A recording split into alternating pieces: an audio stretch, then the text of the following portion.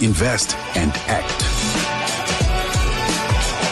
Multi-award winning, internationally recognized, digitally accessible. Central African Time, Musadi there by Malay. Welcome to The Upside if you just joined us with me, Tebogo Lekhuleni, and I'll be with you all the way to 4 p.m. Central African Time. Did you know that June 12th, which is today in 1993, this day in African history, Nigeria's annulled presidential election.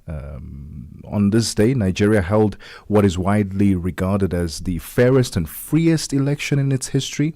Businessman Masood Kashimawo Olawale Abiola was poised to win the presidency until the military government shockingly annulled the results. This move sparked national outrage and became a defining moment in Nigeria's pro-democracy movement.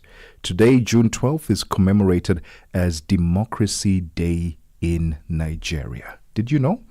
What does democracy mean to you in 2025? And are there sacrifices that have been made across the continent for your right to vote and speak freely? Wherever you are on the African continent, if you'd like to chime in on that conversation, I'd love to hear from you. The WhatsApp line is +27 63 406 9126. Catch us live on our social media platform where you can see our faces, see the studio.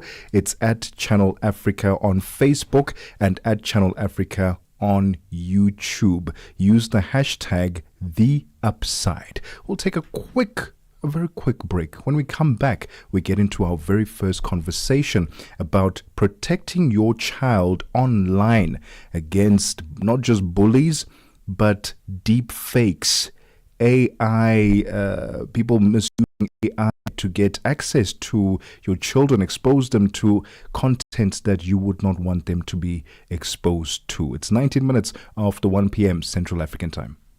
Africa.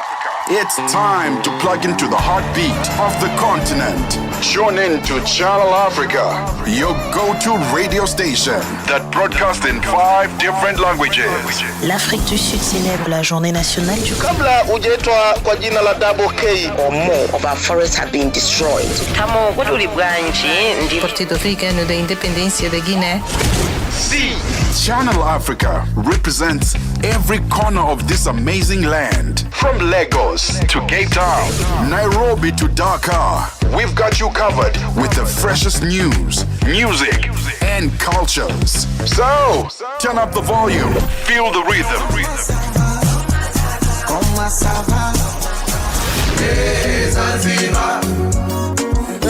And join the conversation. Channel Africa, the African perspective. Her name is Puleng Mulibati, and she's on Tech Africa. Leading the tech conversation every single Sunday on Channel Africa. Robotic process automation, just from a definitive perspective, is a software that emulates human activity for us to be able to remove mundane, repetitive tasks and build efficiency. That's what it means from a definitive perspective. Now, where exactly has this been reused? Or has people seen this or familiar with? Now, you'd have seen probably in the automotive industry, these big robots that are moving large objects and assembling them. And it's generally to assist the particular production process to be more efficient and also to be able to avoid any injuries from human activity, to be able to lift these heavy objects that can cause harm. And one of the key findings I think that stands out for me is that developing market economies and people are using AI much more than developed market economies, which I thought was quite surprising. In fact, in South Africa, amongst the people we surveyed, 91% report using generative AI for their work. Tech Africa every Sunday, 9 till 12 noon, Central African Time. Get Channel Africa on DSTV Audio Bouquet. Channel 802. The Upside. On the Upside, your voice matters. It is 21 minutes after 1 p.m. Central African Time. Welcome back to The Upside with me, Tebogo Lekhuleni. I'll be with you all the way to 4 p.m. Central African Time. Coming to you live from the Auckland Park Studios in Johannesburg, South Africa. How's your day going so far? Thursday. Is it still called? I know some people used to call this Phuza Thursday. Have a nice beverage, a strong beverage, because the weekend is upon us. Do you still celebrate Phuza Thursday? Is that still a thing? Let me know. +27 63406 9126. We're about to get into a conversation about the importance of protecting your child online against people who are misusing it, using AI to get your children's attention. There will be a summit which will be taking place tomorrow. It will be addressing some of these issues and ways to better protect your children online.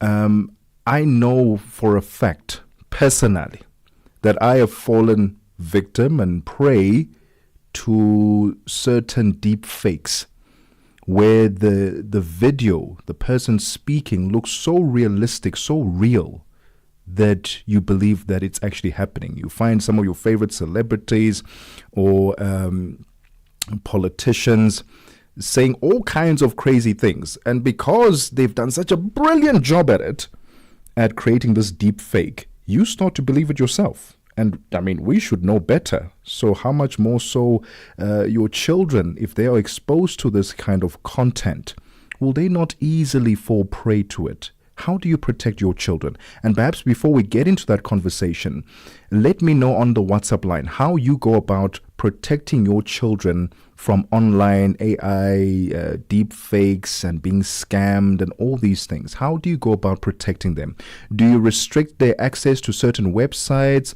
Do you limit the data that they have available on a daily basis? Do you simply not give them a cell phone to use because as soon as they have access to that, they can go onto any website? How do you go about protecting your children online? And I would love to have some practical tips that we can share with our listeners, and maybe we can learn a thing or two from you. +27 63406 9126 is the WhatsApp line.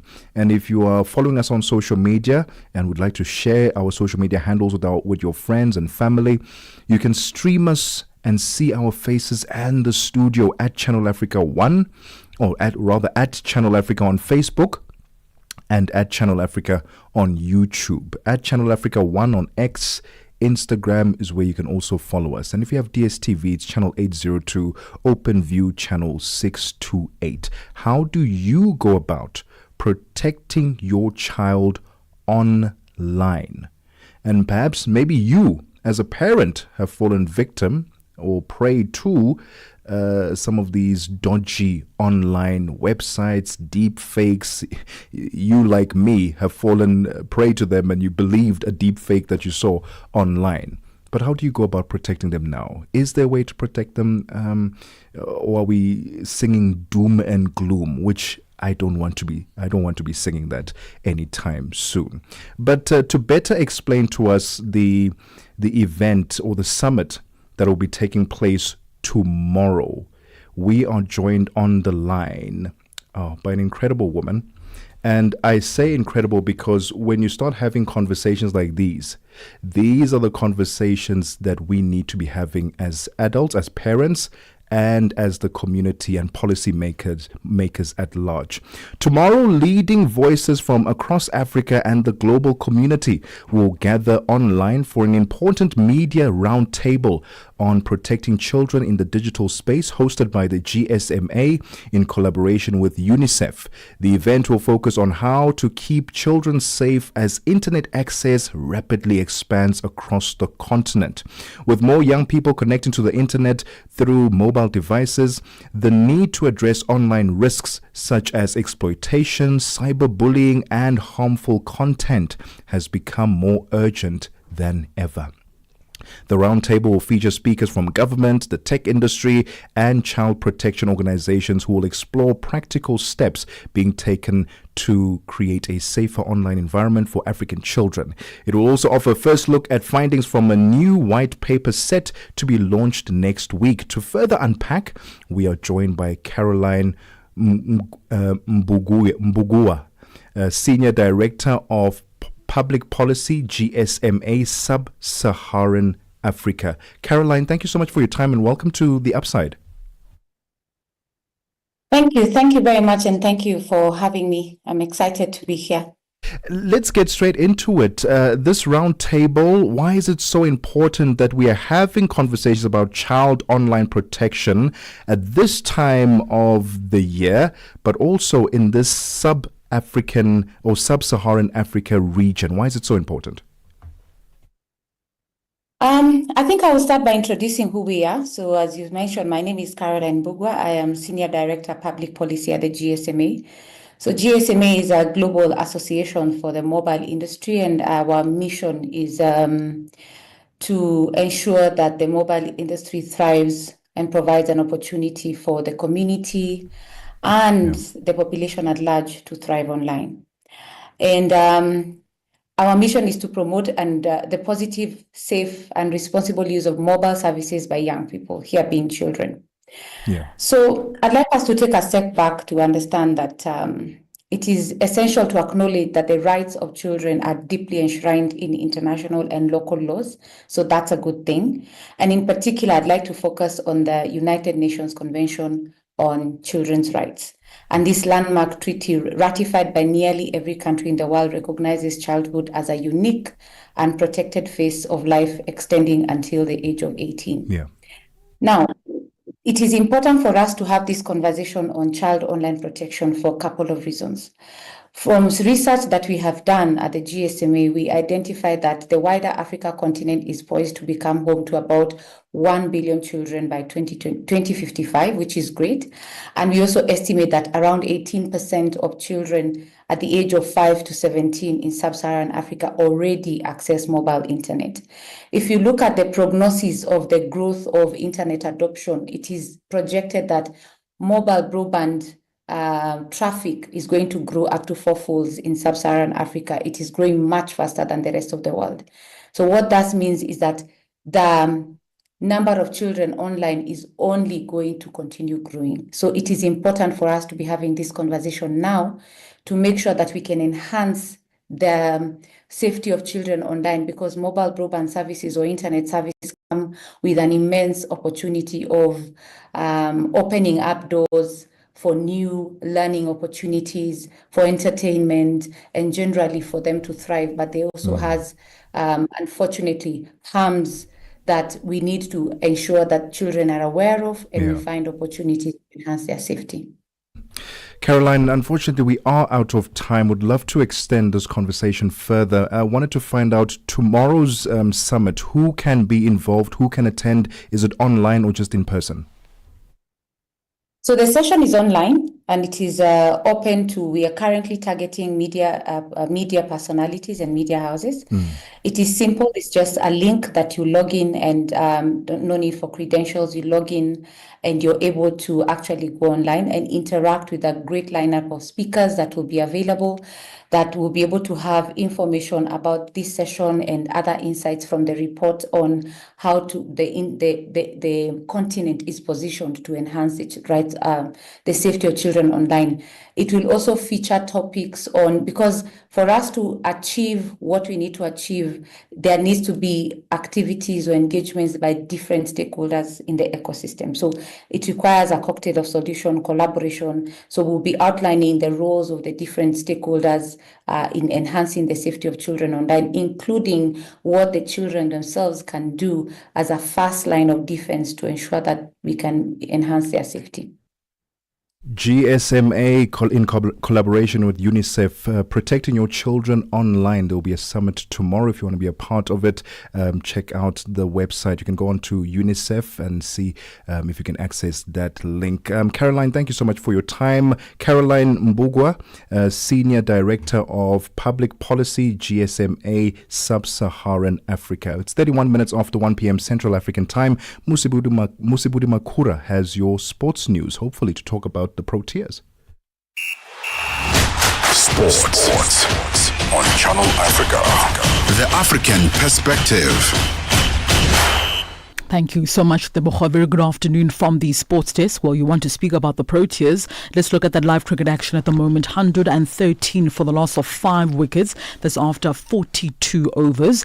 South Africa is still trailing Australia this time around by 99 runs. Let's remind you what happened on the first day out at Lord's. It was Australia who were bowled out for 212 runs in 56 overs. It was a day essentially for the bowlers where about 14 wickets fell on that day.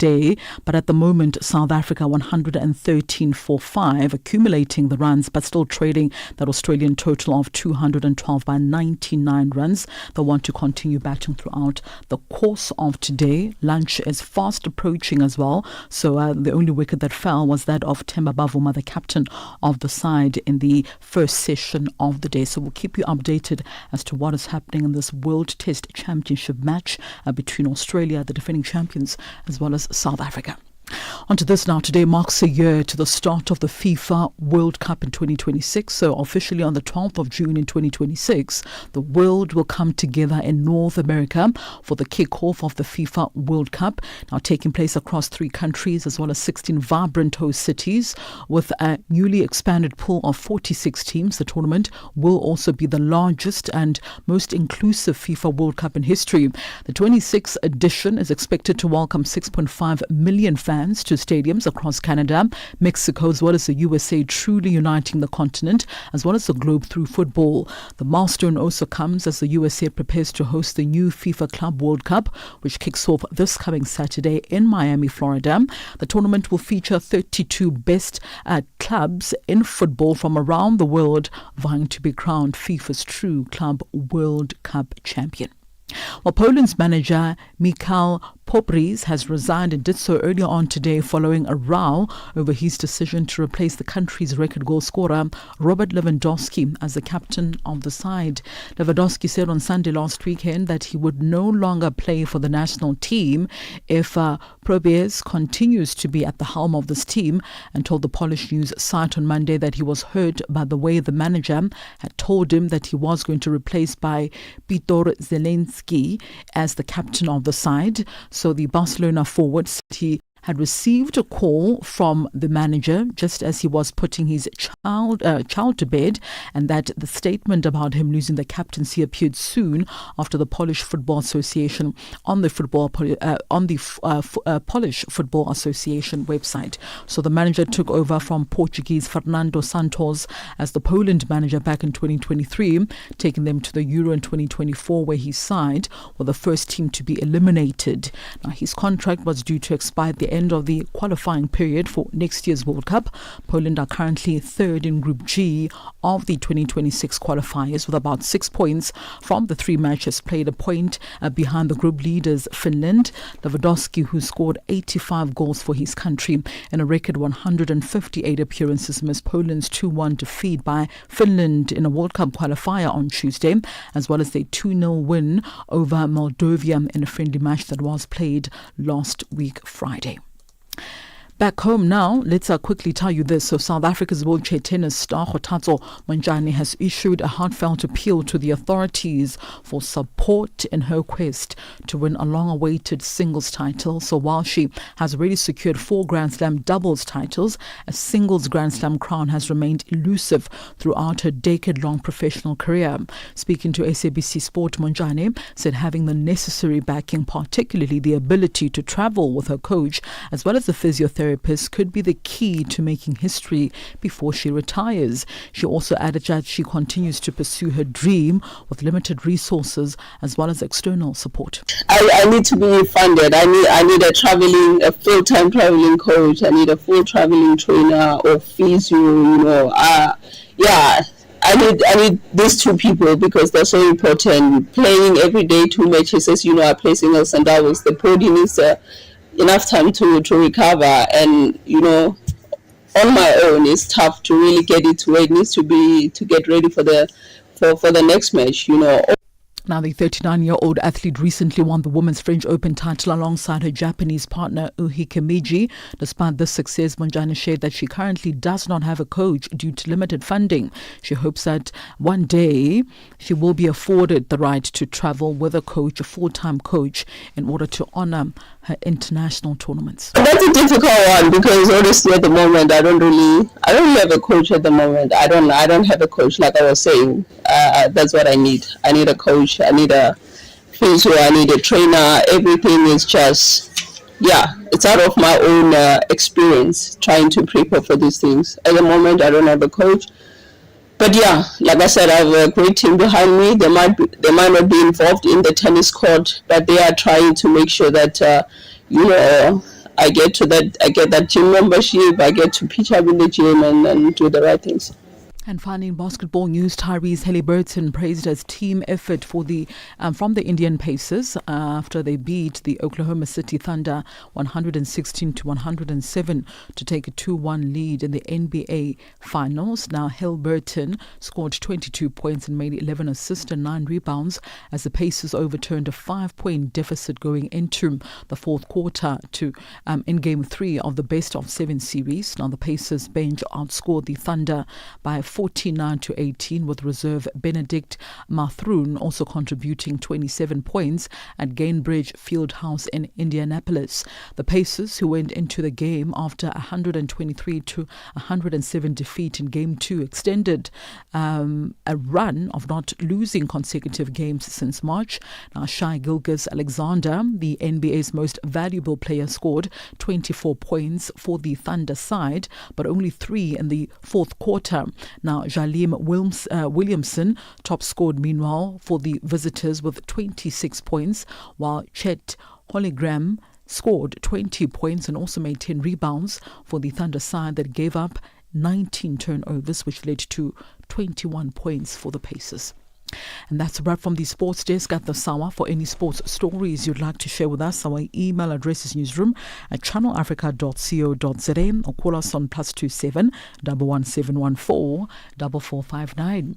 For Channel Africa Sport, I am Musibudi Makura.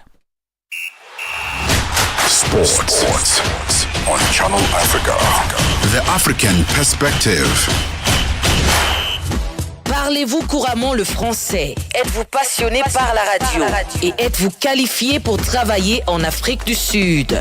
Envoyez-nous votre CV et vos 3 minutes démo en MP3 à @channelafrica.co.za pour avoir une chance de rejoindre la famille Channel Africa. Si vous n'avez pas de réponse après 14 jours, cela signifie que vous n'avez pas été retenu. Channel Africa, la perspective africaine. The Upside, taking the African perspective to fresh levels. It is now 20 minutes before 2 p.m. Central African time. Let's find out how the markets are moving with business news brought to you by Tebogo Lekhuleni. Business news on Channel Africa. The African Perspective. Thank you, Tebogo. Good afternoon. South African President Cyril Ramaphosa says the Africa Green Hydrogen Alliance between the African member states brings opportunities that will help create between 2 and 4 million jobs by 2050. Ramaphosa was speaking during the inaugural Africa Green Hydrogen Summit in Cape Town. The summit has brought together African energy ministers, policymakers, investors and research institutions to plan the continent's emerging green hydrogen sector. Ramaphosa says more than 52 large-scale hydrogen projects have been announced across the continent. The Alliance's ambition targets 30 to 60 million tons of green hydrogen production by 2050. Now, this should be a great envy by those countries that once saw Africa as a place to come and just extract minerals and, I shouldn't say plunder, but come and extract the wealth of our continent. It is estimated that this could create quite a number of jobs. The South African Minister of Agriculture, John Steenhuisen, has assured the country that red meat remains safe for consumption. This amid the foot and mouth disease outbreak, which has forced the government to put a ban on red meat exports. Steenhuisen was delivering a keynote address at the Red Meat Abattoir Association's 31st Congress in Somerset West in Cape Town. He says they are working on restoring consumer confidence as the disease has raised concerns. Foot and mouth disease cannot be transmitted to human beings. When the carcass drops below a certain pH and a certain temperature, the virus is destroyed, and therefore I want to assure South Africans that they can buy red meat with absolute confidence. It's not linked to any diseases in humans, and it remains. So please go out and buy our South African beef. It's excellent, wonderful price, very tasty. Tanzania's economic growth is forecast to rise to 6% this year from 5.5% last year. Finance Minister Kitila Mkumbo says that the budget deficit was seen at 3.0% of gross domestic product next fiscal year from 3.4% of GDP this year. The East African country is set to hold an election in October. President Samia Suluhu Hassan is seeking to remain in power, having taken office in 2021 after the death of her predecessor, John Magufuli. Barrick Mining has removed its Mali Gold Complex from its overall output forecast for 2025. Operations at the Lolo Gonkoto Gold Complex, one of the Canadian miners' largest gold assets in Africa, has been suspended since January after the military-led government blocked gold exports by the world's third-largest miner of the precious metal. Mali risks repelling potential investors, while Barrick shares have lagged those of its peers. South Africa's Deputy Minister of Social Development, Hanif Hendricks, says boys must be guided and supported so that they can become future leaders. Hendricks was speaking at the Prime Stars-led initiative State of the Boy Child 3-year Impact Report launch at the Johannesburg Stock Exchange in South Africa. The initiative has sparked a national movement reaching over 60,000 boys in township and rural schools through edutainment, film, Good Men Guide workbooks, and free Prime Stars digital platform. Hendricks comments. So, like I said, they must be mentored, guided, and supported so they become the future leaders in our homes, in our families, in our communities, and in our nation. I would want to see that each of them demonstrate tangibly Ubuntu characteristics. $1 in Nigeria is trading at 1,000 Naira, 543, Botswana 13 Pula 23, Kenya the dollar is at 128 shilling 474, Zambia 24 Kwacha 88. BRICS countries, $1 in Brazil, 5.55, Russia 78 rubles 96, India 85 rupee 48, China 7 yuan 19, South Africa 17 rand 71. $1 is at 73 pence to the British pound and 87 to the euro. Commodities, gold is at $3,383, platinum at $1,258 per ounce. The price of Brent crude oil is $68.68 a barrel. That is all for now. For any business stories you'd like to share with us, please send us an email at newsroom@channelafrica.co.za, or you can call us on +27 11 714 4459. For Channel Africa Business, I am Chanduko Ligege.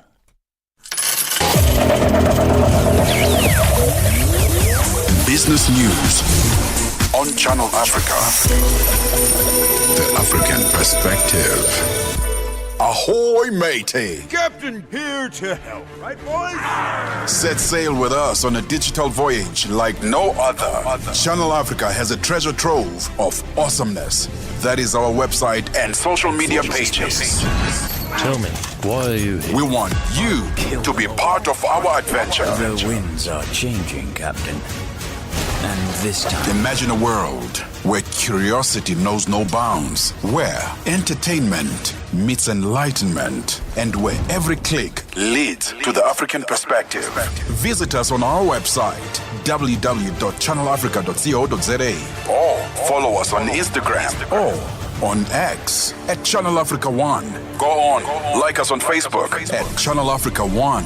So, spread the word, tell a friend. that Channel Africa's online variety is what they need on the web. Channel Africa, the African perspective. No matter where you are, Channel Africa is always with you. We take no sides, none whatsoever. We are the upside. This is indeed the upside on Channel Africa, the African perspective with me, Tebogo Lekhuleni. I'll be with you all the way to 4 p.m. Central African time. It's 14 minutes before 2 p.m. Central African time. Stream us live on our social media platform at Channel Africa on Facebook and YouTube to see our lovely studio, to see the presenters, and you can also catch us on DSTV 802, OpenView channel 628, and as always, you can download the SABC Plus app and travel with us wherever you go. I've got a question here for you, and it's an interesting one because in 2025, it appears that the ultimate flex is no longer about what you show, but what you choose not to. There's a new kind of luxury. I'm sure many of you have seen it. It's not the bling or the big buys, but the clean lines, quiet travel, and quality over quantity. Welcome to the age of luxury minimalism, where less is very much more. What do you think about luxury minimalism? Do you want to be loud? Are you loud and proud? You want to show off when you buy something new? Let me know. Or do you like quiet luxury minimalistic, where it's not too loud, it's not in your face, it's just you and me, old school money? Let me know. +27 63 406 9126. Well, let's get into our next conversation. Connecting the Youth in Dialogue Summit. This Friday, which will be the 13th of June, Friday the 13th. We've seen one too many movies. This Friday, the boardroom gets a bold remix. Over 130 young South Africans will gather at Standard Bank's head office in Rosebank, not just to listen, but to lead. The second annual Connect Youth in Dialogue Summit, hosted by A Seat at the Table, invites youth and decision makers into one room for real, unfiltered dialogue under the theme Voices of Change, Shaping Our Future Together. Joining us now is the driving force behind it all, Vuyelwa Diniso, founder and director of A Seat at the Table. Vuyelwa, thank you so much for your time and welcome to The Upside. Hello, thank you so much, Pati. How are you? I am fantastic. Before we get into conversation about the summit, A Seat at the Table, tell us about it. A Seat at the Table is not just an organization. It's a movement for change. Whereby we gather the youth and we equip them with the resources, the networks, in order to be great leaders one day in the country. So our vision is to create global ambassadors. Equipped to global ambassadors for them to sit in places where it matters. So we provide them with these networks, with these resources, and we make them these great leaders. So that's what A Seat at the Table is about.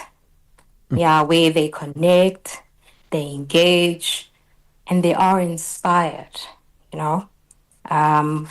And in essence, we also believe that it's not just about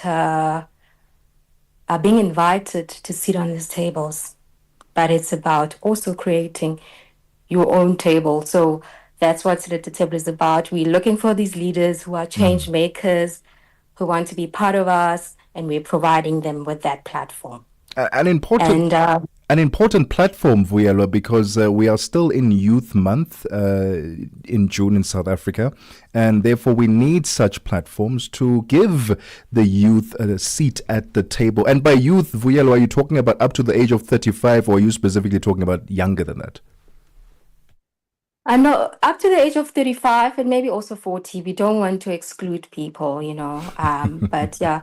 Up to the age of 35, come join us. If you're also 40, come. Don't be shy.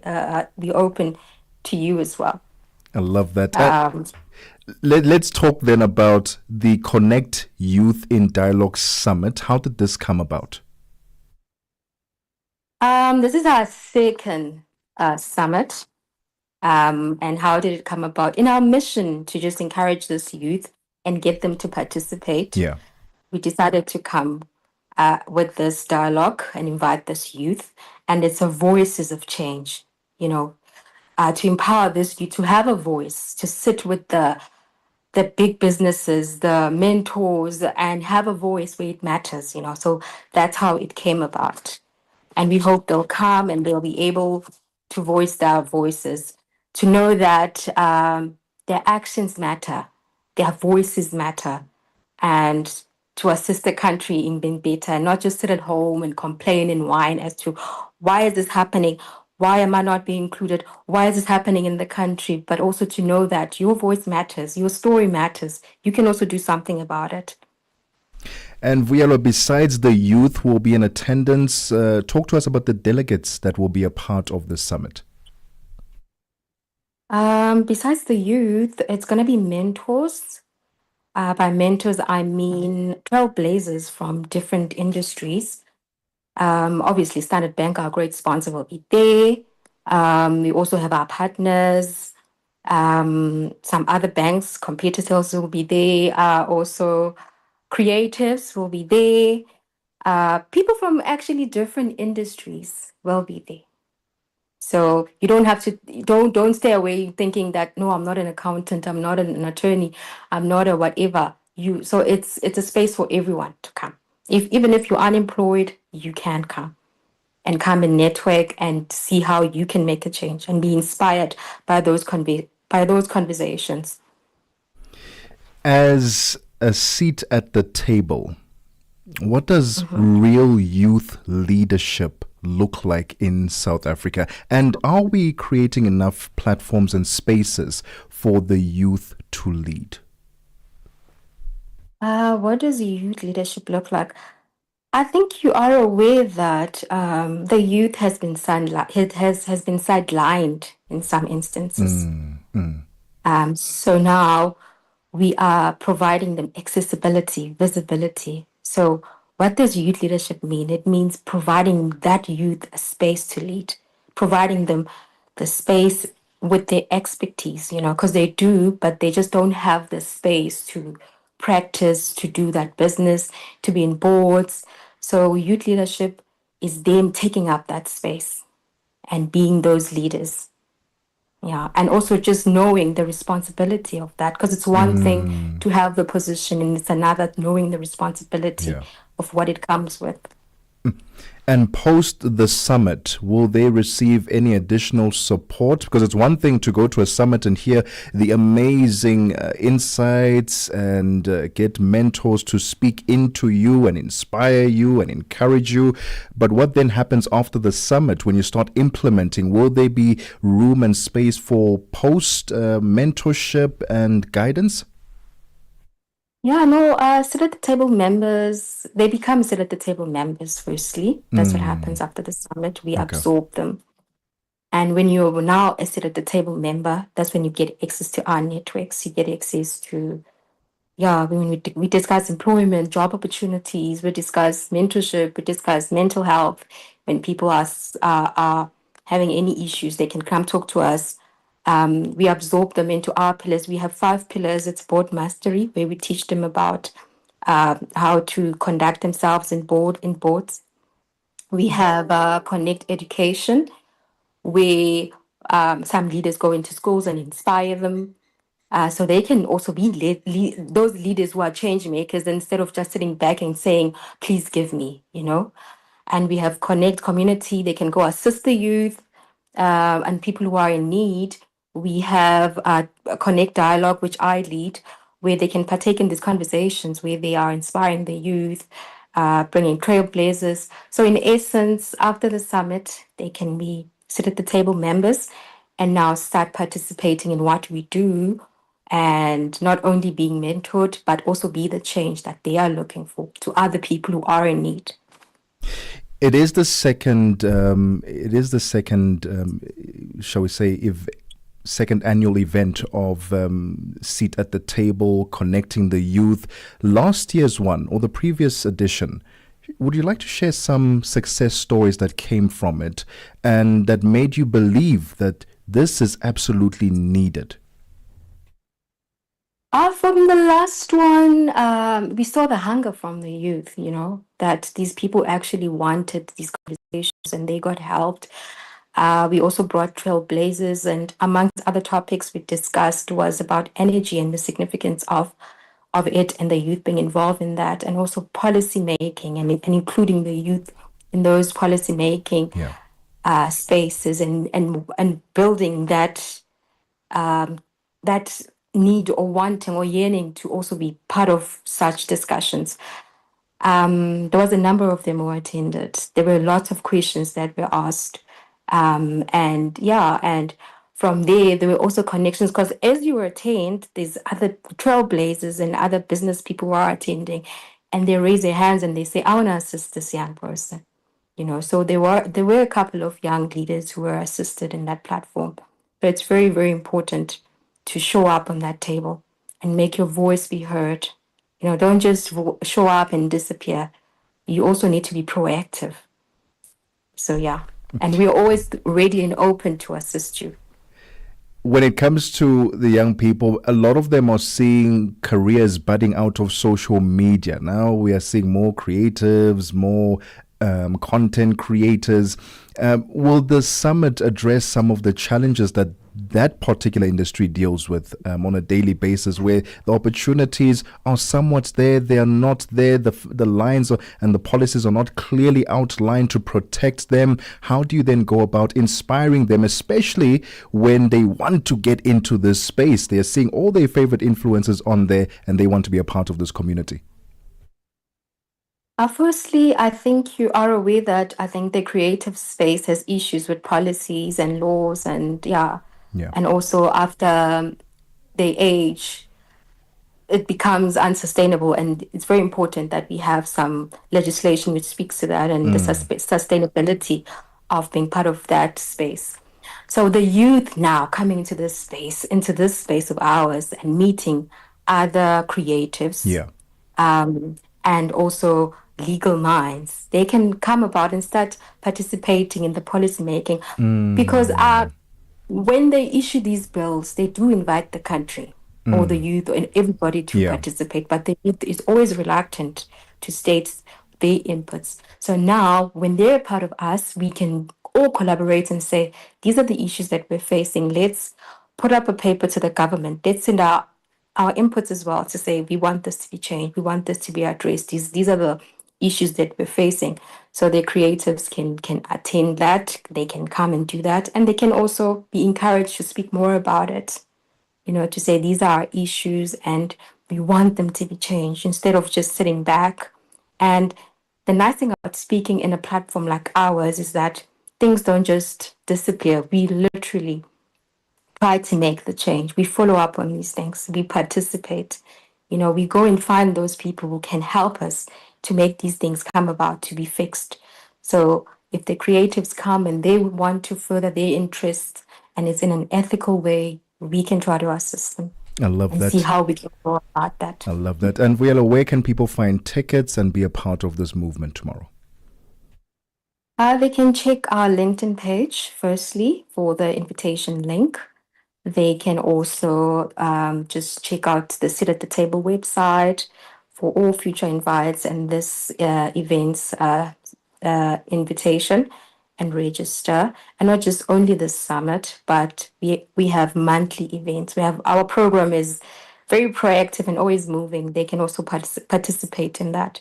But they need to be willing youth, not just bystanders or people who just want to just sit and watch, in order for this platform to work for them. Hence, I said it's a movement for change. So we are looking for that youth that says, I want to make a change. I want to participate. I want to do this. I've got a great idea and I want it to move forward. I'm just looking for the space to be able to further that. Well, so if there are those people. Vuyelwa, thank you so much for your time, and we certainly hope that they've been inspired and that they will join you tomorrow. The voice there of Vuyelwa Diniso, founder and director of A Seat at the Table. Connect Youth in Dialogue Summit will be taking place tomorrow. It is now 2 p.m. Central African Time. Onelwa Nsinzi has your news. SABC News. The African Perspective. Thank you, Tebogo. Looking at your top stories, delegation forming part of the global march to Gaza detained in Egypt, and at least 30 bodies recovered from a building at the site of a plane crash in India. Your latest news. Greetings to our listeners. A delegation forming part of the global march to Gaza has been detained in Cairo, Egypt. Different organizations from across the world embarked on the mission earlier this week in an attempt to get aid into Gaza after an aid boat was seized by Israel. One of the organizations that have been detained is South Africa Peoples Against Gangsterism and Drugs, PAGAD. Legal spokesperson for PAGAD, Kasim Parker, explains. We've drafted a letter to the South African Embassy in Cairo. There are other people that have made representations to the embassy. We've copied the letter to DIRCO stating the rights of travelers, just to ensure that whoever is keeping them, whether it's for questioning or detention, actually ensures that they have the right to either be represented if there's anything that's deemed problematic, or to continue on their journey. And we certainly hope that if it is only for questioning for whatever reason, that they will be allowed to continue their journey in support of the people of Gaza. The death toll in the wake of this storm that hit the Eastern Cape province in South Africa this week has risen to 57. This was announced by the Department of Cooperative Governance and Traditional Affairs Minister Velenkosini Hlabisa, who is currently assessing the damage in the Umtata area. Search and rescue operations are ongoing for missing people, including 4 learners who were traveling in a minibus taxi that was swept away by flood waters. Hlabisa has conveyed his condolences and says he will visit the families of the deceased. We decided to come physically so that we do not become a government that is absent. This is a real disaster and a catastrophe when you have so many people dying over a single day natural cause. We have seen the bridge where the Kumbi or the scholar transport was washed away, and we are here with various stakeholders. Chad officials say they are worried about the surging number of refugees fleeing carnage in neighboring Sudan to the Central African state, especially with the arrival this week of several hundreds exhausted and traumatized women and children. Chad has been hosting 1.4 million refugees, including 800,000 arrivals from Sudan since conflict erupted about 2 years ago. Channel Africa's Moki Kinzeka reports on the ordeal of fresh refugees in Chad's Wadi Fira province. Chad's government's declaration comes after the United Nations reported this week that it is gravely concerned by the rapidly increasing number of Sudanese refugees crossing into eastern Chad, with more than 20,000 people, mostly exhausted and traumatized women and children, arriving within the past 1 month. The UN says the sharpest rise was recorded in Wadi Fira province, where almost 6,000 people arrived in just 2 days last month. Since April, over 16,000 people have been counted in Wadi Fira and also about 6,000 refugees in Eninzi East. A UN official says hundreds of thousands of people are slowly starving in Kenyan refugee camps after the U.S. funding cuts reduced food rations to their lowest ever levels. The impact is starkly visible at a hospital in the Kakuma camp in the northwest of the country. The camp is home to roughly 300,000 refugees who have fled strife in countries across Africa and the Middle East. The U.S. had provided about 70% of the funding for the World Food Programme's operations in Kenya. But as a result of the cuts, the agency has had to slash the refugees' rations to 30% of the minimum recommended amount a person should eat to stay healthy. And lastly, at least 30 bodies have been recovered from a building at the site of a plane crash in India's western city of Ahmedabad. More people are ever still trapped inside. Air India plane crashed into a residential area near an airport in India's western city shortly after takeoff. The head of the civil aviation says there were more than 240 people on board. The plane, Boeing 787, was on its way to Britain. The BBC's Arunodai Mukherjee explains. We've seen some videos that have come up on social media which show black smoke emanating from the crash site. There are some houses that are visible in the area, but I would hesitate to sort of pinpoint what kind of location this was. We've also tried to piece together some information from the flight radar website. So the last signal that was received was seconds after takeoff. The situation on the ground remains obviously extremely chaotic at the moment. Rescue teams have been mobilized. This is information coming in from India's aviation minister. They're on the highest alert as rescue teams have been mobilized. Now, recapping on your top stories, a delegation forming part of the global march to Gaza has been detained in Cairo, Egypt.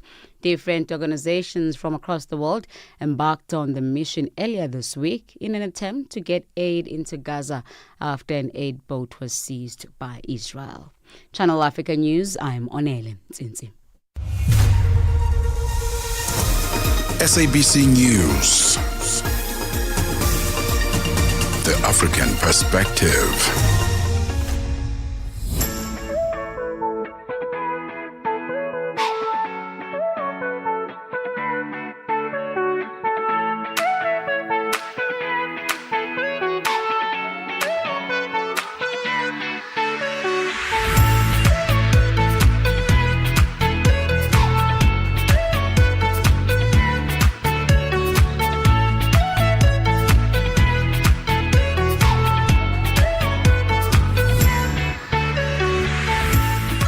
Well, welcome to the second hour of The Upside. It's 8 minutes after 2 p.m. Central African Time on Channel Africa, The African Perspective. My name is Tebogo Lekhuleni, and I'll be with you all the way to 4 p.m. Central African Time.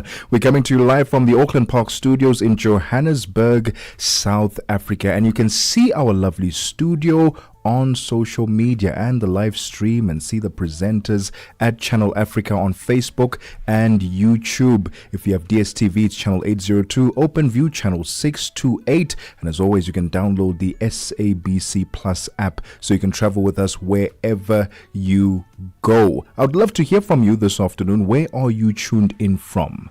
Anywhere around the world, we'd love to hear from you. Our WhatsApp line is +27 63 406 9126. Happy Thursday.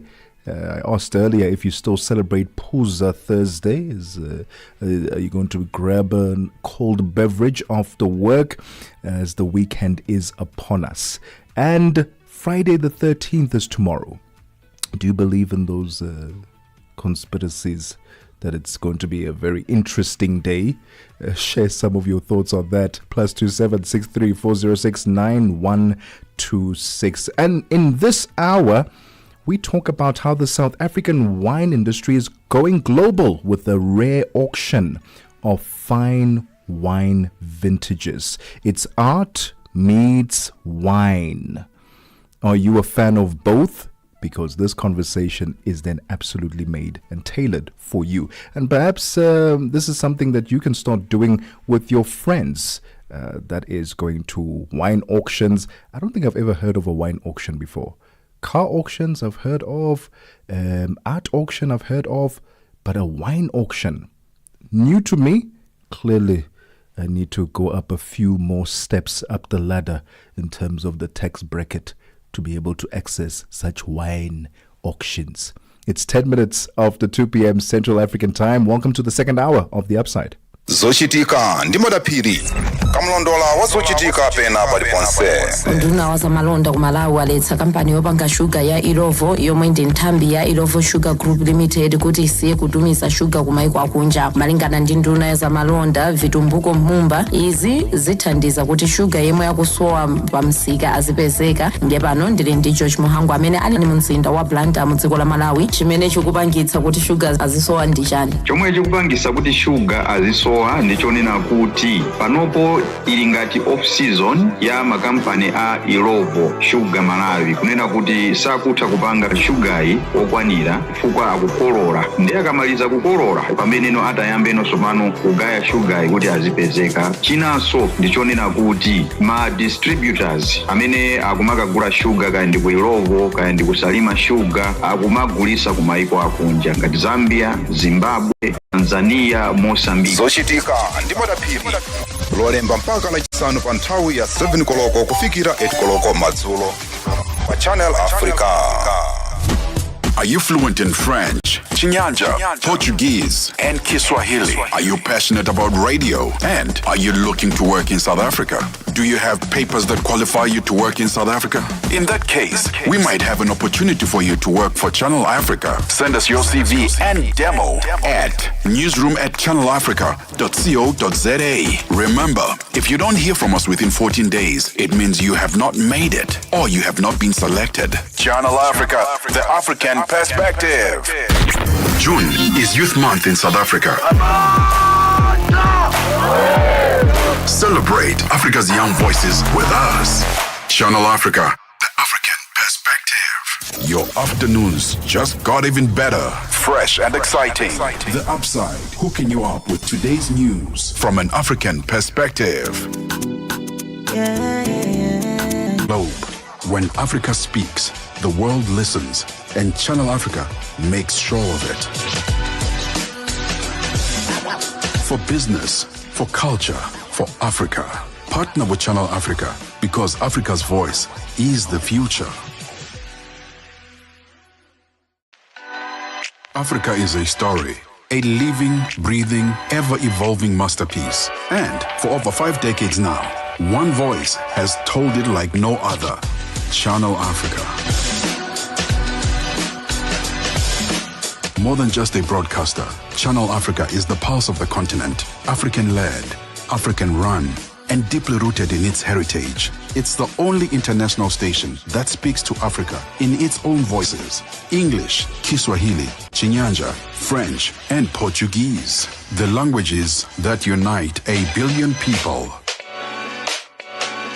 We have been there through every shift, every milestone, and every triumph. Not just reporting history, but shaping the conversations that define Africa's future. For brands, media planning, and advertisers, Channel Africa is more than just a platform. It's an opportunity. With 25 compelling shows covering current affairs, sports, business, music, and lifestyle, we deliver an engaging Pan-African audience ready to connect, invest, and act. Multi-award winning, internationally recognized, digitally accessible across the globe. When Africa speaks, the world listens, and Channel Africa makes sure of it. For business, for culture, for Africa. Partner with Channel Africa because Africa's voice is the future. Africa is a story, a living, breathing, ever-evolving masterpiece. And for over 5 decades now, one voice has told it like no other. Channel Africa. More than just a broadcaster, Channel Africa is the pulse of the continent. African-led, African-run, and deeply rooted in its heritage. It's the only international station that speaks to Africa in its own voices. English, Kiswahili, Chinyanja, French, and Portuguese. The languages that unite 1 billion people. We have been there through every shift, every milestone, and every triumph. Not just reporting history, but shaping the conversations that define Africa's future. For brands, media planning, and advertisers, Channel Africa is more than just a platform. It's an opportunity. With 25 compelling shows covering current affairs, sports, business, music, and lifestyle, we deliver an engaging Pan-African audience ready to connect, invest, and act. Multi-award winning, internationally recognized, digitally accessible across the globe. When Africa speaks, the world listens. And It is now 15 minutes after 2 p.m. Central African time. Welcome to The Upside. If you just joined us with me, Tebogo Lekhuleni. And we're about to get into a conversation about art meeting wine. Did I pique your interest? Well, listen in on this conversation. A new chapter in South Africa's wine and art history is being written tonight in Johannesburg. Aspire Art, in partnership with Ruda Wine Co., is hosting its first ever wine auction. I mentioned earlier that I've never heard of a wine auction personally. The Grand Pour, rare and premier wines, with a hand-picked catalogue of iconic South African brands and labels like Kanonkop and Sadi family wines, sharing the stage with global brands as well. This auction marks a bold step into the world of high-end wine collecting. But this is about more than taste. It's about legacy, investment, and the rich cultural stories bottled in every vintage. Joining us now to unlock the significance of this moment is Marelise van Sail, CEO of Aspire Art. Marelise, thank you so much for your time and welcome to The Upside. Hi, good afternoon, and thank you so much for having me. Congratulations to you on the Grand Pour. Let's talk about it. How did it come about? Because you are Aspire Art and now you're venturing into wine. Yes, absolutely. So today is a very, very special day for us, and we're preparing for this evening. So I'm talking to you from a very dark booth. It's the only place where I could find a space to just get away from all the busyness. But yes, we are very excited. Wine is what brings us together this evening alongside art. And yes, like you mentioned, essentially we're an art business.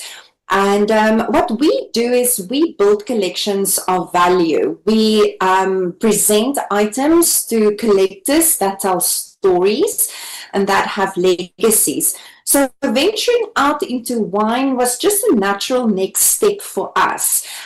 We do like to cultivate collecting categories. So we're bringing wine to auction to show that it's not only an indulgence, but that it is part of a passion investment and that it can grow in value as well. This is the first wine auction in South Africa, very first. And how do you think it will then position local wines on the global investment map? Because we know that around the world, people love South African wines, but from an investment now point of view, this is a different conversation.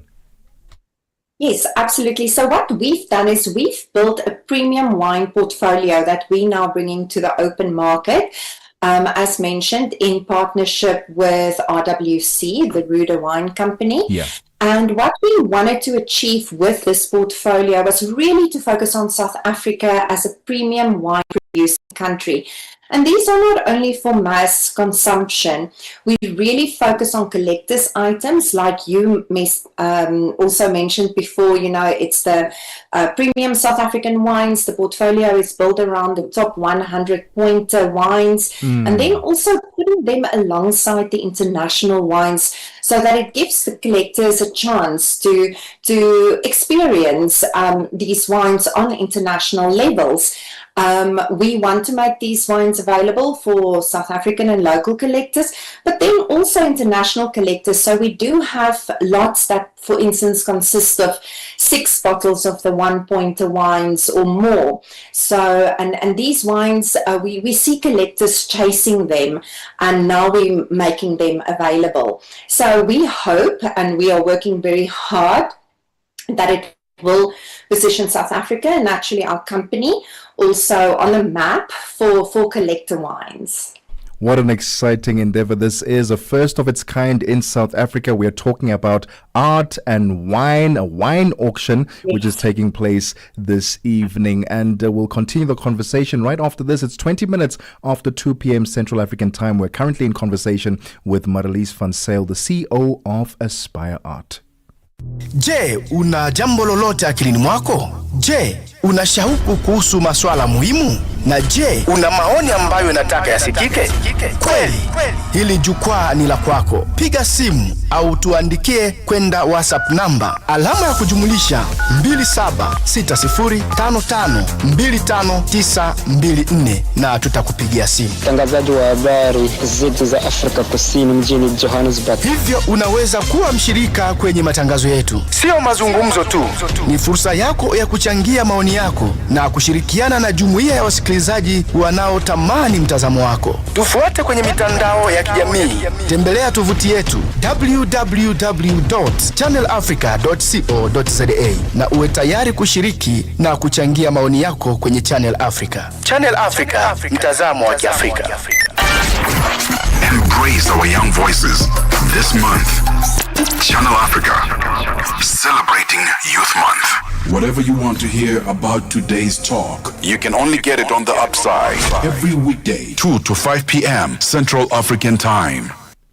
Well, it's 21 minutes after 2 p.m. Central African Time. We continue the conversation about the Grand Pour, South Africa's first fine wine auction by Aspire Art and Ruda Wine Co. We are in conversation with Marlies van Zyl, the CEO of Aspire Art. Marlies, what makes a wine collectible? So first of all, we look at the edition. So these wines are limited edition wines. They are not produced for the mass market or mass consumption. And then also a lot of these wines are the top 100 pointers that were given to them by Tim Atkins. So the 100 points is a grading scale for the wine industry. And so these are top quality, limited edition. So there's a scarcity and a rarity aspect that comes into play. And the fact then that they're in high demand. So we do get collectors that are chasing them, they're looking for them, they want them, not only to put on their shelves or to keep in their cellar, but then also enjoy.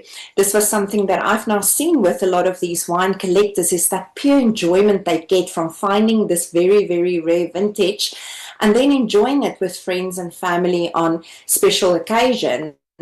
And like I mentioned before, wine, like art and watches and classic cars, these are passion investments. So they're not only purchased or bought for the investment value or a quick growth in investment, but we see that the investors here have a very close and emotional connection to that asset class or to that object. That it brings them joy, it brings them prestige, it connects with them on an intellectual level. And but still, these are assets that can grow in value because of their scarcity, because of their rarity. What role does storytelling then play in increasing a wine's value? Somewhat similar to art, does heritage affect the final price that hammer is going to be dropped on? Yes, absolutely. So stories are very important. It's the provenance. So that's usually the social history of a bottle of wine. So when we looked at this collection that we've put together, provenance was a big thing that we focused on. We wanted to know about these farms. We wanted to know the story behind that. And then also the previous ownership. And that's where RWC plays a very big role. They're the top seller company. The wines are stored in perfect conditions. So the wines are not being tampered with. They still hold their cellar quality.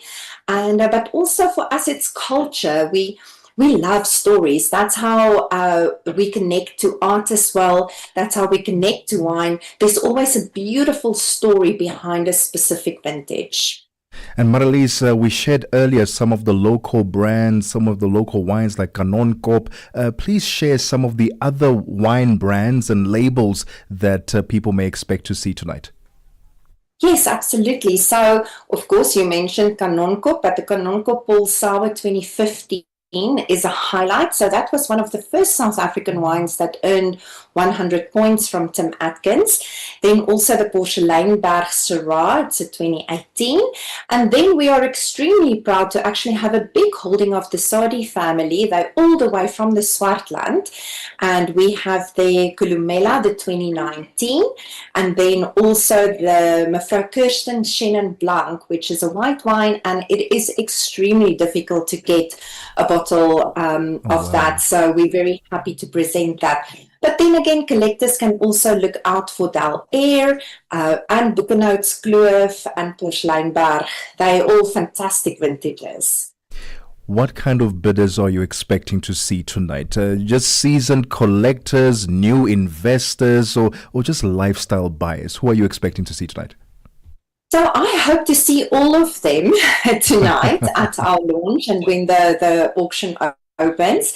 So naturally, we do appeal to the more seasoned collector. These wines are expensive, so they range from about 1,000 rand to 110,000 rand. Whoa. But then what we also interested in is to cultivate new buyers and then to teach them, educate them about these wines, and then to slowly bring them into the fold so that they can start collecting.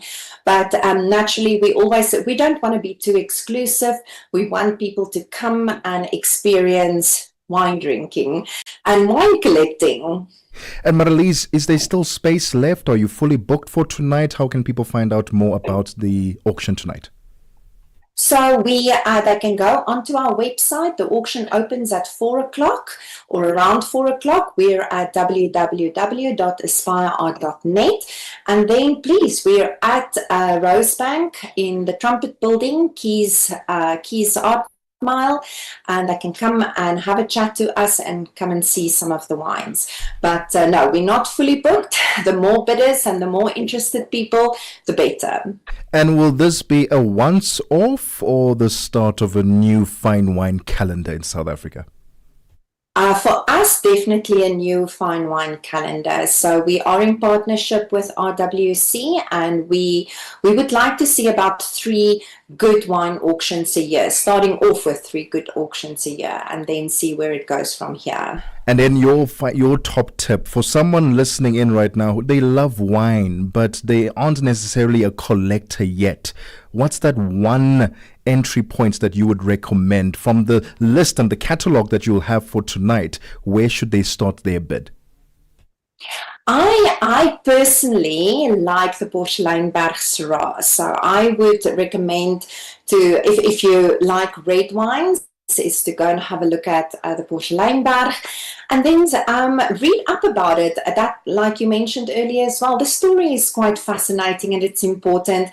And then what I've done, for instance, I've selected a special day. For me, it's going to be Christmas, so I'm personally going to bid on a bottle as well. And if I get it, I will keep it for Christmas and then to enjoy with my family. But that would be my suggestion. So, Marlies, are you suggesting that we not keep it forever, never, ever, ever open it? Are you saying that we should actually buy the collection and then drink it at some point? Drink it, absolutely. That's part of the value, is to enjoy it. So absolutely. I mean, if you've ever drank a premium wine, believe me, it takes you to a much better place. No, my suggestion would be is to get that bottle and keep it and enjoy it. Unless you're in the collecting business and you are into trading collectibles, then of course chase these rare vintages and then keep them or resell them. But I personally, things are a bit closer to home for me, so I would buy that nice bottle of wine and share it. That's part of the value. Marlies, thank you. That's part of the value indeed. Marlies, thank you so much for your time this afternoon. All the best for the preparation and all the best for the auction tonight, a first of its kind, and we wish you nothing but success this evening. Thank you so very much. The voice there of Marlies van Zyl, CEO of Aspire Art. Hello, the Grand Pour, South Africa's first fine wine auction by Aspire Art and Ruder Wine Co. Will you be a part of this auction? She gave you the details. You can go on to Aspire Art as well if you want more details on how to be a part of this first of its kind auction in South Africa. Very exciting indeed. It's 30 minutes after 2 p.m. Central African time. Musibudi Makura has your sports. Sports on Channel Africa. The African perspective.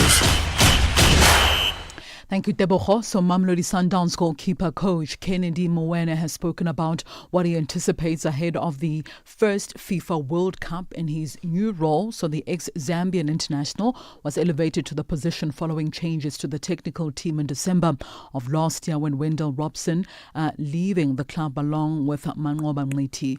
So Mwene jetted out to the USA for the World Cup, having been part of the team that clinched yet another league title, this time around under head coach Miguel Cardoso. Sundowns took part in the all format of the FIFA Club World Cup 9 years ago, while Mwene was still playing and is hoping to see an improvement in the USA. Look, there's a lot of memories. The first time I went there, I think it was 2016, and for us, by that time, it was the first time, and we went there when we won Champions League. We were going there in a different capacity as well as goalkeeper coach. I think it's very important. I think the team has been growing in leaps and bounds, and look, I think it's very important. Even though that we have a couple of youngsters in our team, but it's important that we go there and compete, not just to participate here. Mwene also welcomed the expanded FIFA Club World Cup, arguing it gives Africa a fighting chance of winning the global competition. I think it's good for Africa because last time it was only maybe 2 teams or 1, but this time around it's about 4, which gives us a chance as Africa as well. Even though the number we're still crying about the number, but nevertheless, I think. We just have to go and show our case that side. We know that it won't be easy. It's a high-profile tournament, and. On to this now. The semi-finals of the 2025 COSAFA Cup will take place on Friday. Defending champions Angola will meet Madagascar, and while the host side, South Africa, will face off with the Comoros Island after the semi-final lineup was completed at the COSAFA Cup on Wednesday. So the first semi-final, or rather the first final, will see Angola up against Madagascar. That match starting at 3 p.m. Central African time. Then South Africa in the second match clashing with Comoros at 6 p.m. Central African time. Both of these 2 games will be played at the Free State Stadium in South Africa's Free State province. Well, South Africa's wheelchair tennis star Kgothatso Montjane has issued a heartfelt appeal to authorities for support in her quest to win a long-awaited singles title. While she has already secured 4 Grand Slam doubles titles, a singles Grand Slam crown has remained elusive throughout her decade-long professional career. Speaking to SABC Sport, Montjane said having the necessary backing, particularly the ability to travel with her coach and physiotherapist, could be the key to making history before she retires. She also added that she continues to pursue her dream with limited resources and very little support. I need to be funded. I need a full-time traveling coach. I need a full traveling trainer or physio. I need these 2 people because they're so important. Playing every day 2 matches, as I play singles and doubles. The body needs enough time to recover, and on my own it's tough to really get it to where it needs to be to get ready for the next match. The 39-year-old athlete recently won the Women's French Open title alongside her Japanese partner Uhi Kamiji. Despite this success, Montjane shared that she currently does not have a coach due to limited funding. She also hopes to one day afford a coach who can travel with her to major international tournaments. That's a difficult one because honestly at the moment I don't really have a coach at the moment. I don't have a coach, like I was saying. That's what I need. I need a coach. I need a physio. I need a trainer. Everything is just, it's out of my own experience trying to prepare for these things. At the moment I don't have a coach. But like I said, I have a great team behind me. They might not be involved in the tennis court, but they are trying to make sure that I get that gym membership, I get to pitch up in the gym and do the right things. Right, so the Proteas 106 for the loss of 6 wickets after 51 overs, still trailing Australia now by 86 runs on day 2 of the first of the World Test Championship final between Australia and a session 2 at the moment, with a lunch having been completed just a few minutes ago. So 126 for the loss of 6 wickets, still behind by 86 runs. That's a wrap from the sports desk at the Sawa. For any sports stories you'd like to share with us, our email address is newsroom@channelafrica.co.za, or call us on +27 11714 4459. For Channel Africa Sport, I am Musibudi Makura. Sports on Channel Africa. The African Perspective. Annie Kalonji sur Channel Africa. Nous allons danser au son de Haya, que je dédicace à vous tous, chers auditeurs, qui êtes en train de suivre cette émission Mix Vibration. N'oubliez pas, vous pouvez nous suivre à partir de l'application SABC+. Vous choisissez Channel Africa pour suivre l'émission en direct. Nous allons danser au son de Haya. Annie Kalonji. Tous les dimanches sur Mix Vibration. The Upside, live and real. It is 36 minutes after 2 p.m. Central African time. Let's find out how the markets are moving now with Tebogo Lekhuleni.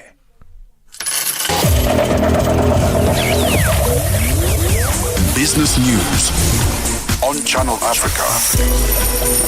The African Perspective. Thank you, Tebogo. Good afternoon. South African President Cyril Ramaphosa says the Africa Green Hydrogen Alliance between the African member states brings opportunities that will help create between 2 and 4 million jobs by 2050. Ramaphosa was speaking during the inaugural Africa Green Hydrogen Summit in Cape Town. The summit has brought together African energy ministers, policymakers, investors and research institutions to plan the continent's emerging green hydrogen sector. Ramaphosa says more than 52 large-scale hydrogen projects have been announced across the continent. The Alliance's ambition targets 30 to 60 million tons of green hydrogen production by 2050.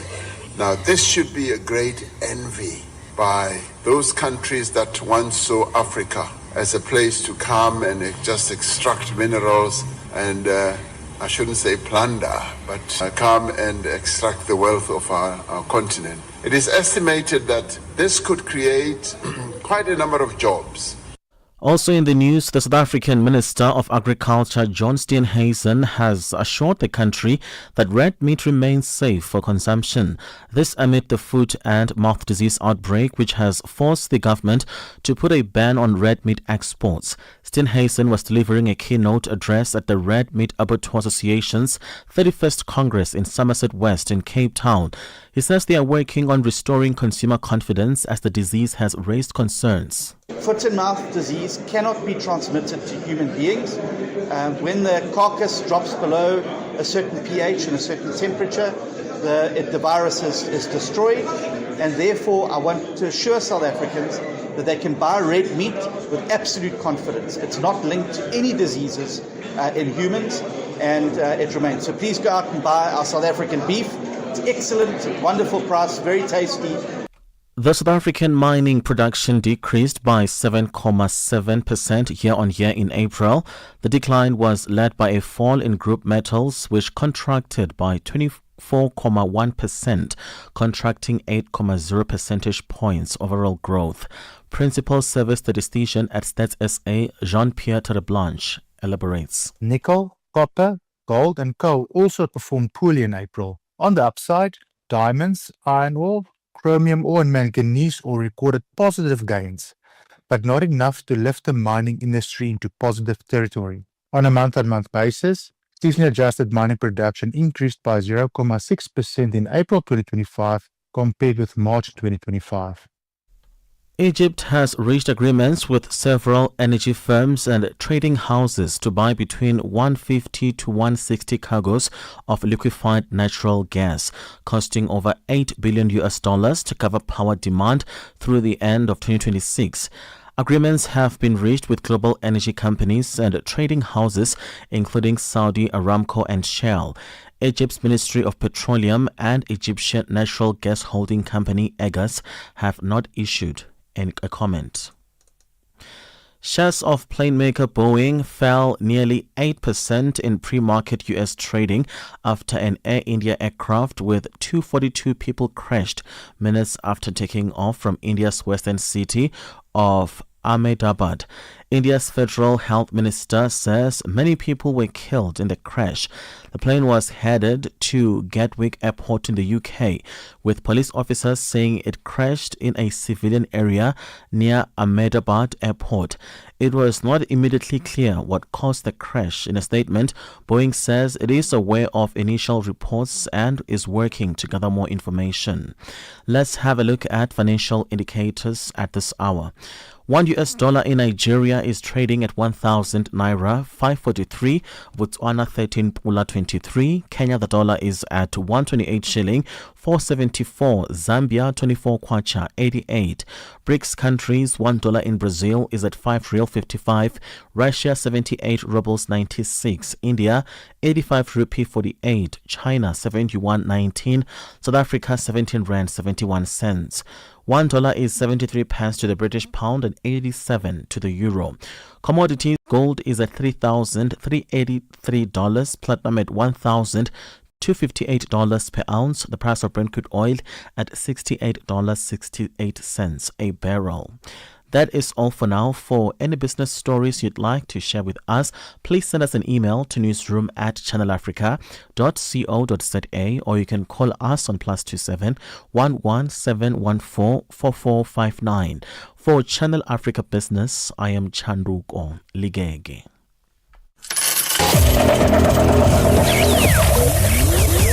Business news on Channel Africa. The African perspective.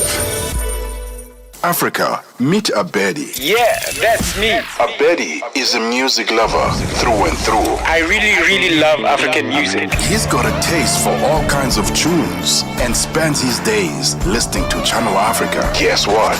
He didn't know. Okay. Channel Africa wants to help Abedi and all music lovers everywhere to discover even more incredible music. That is why Channel Africa is calling on all African musicians to submit their music.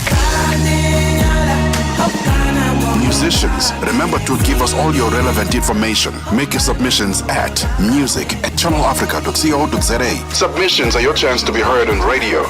But sadly, they do not guarantee that you will be playlisted. All submissions will be carefully reviewed to see if they meet our station's requirement. Channel Africa, the African perspective. Call us on +27 63 406 9126. I can see my whole world changing. And contribute to the conversation. Let the Upside transport you from Cape to Cairo every weekday from 2 to 5 p.m. Central African Time.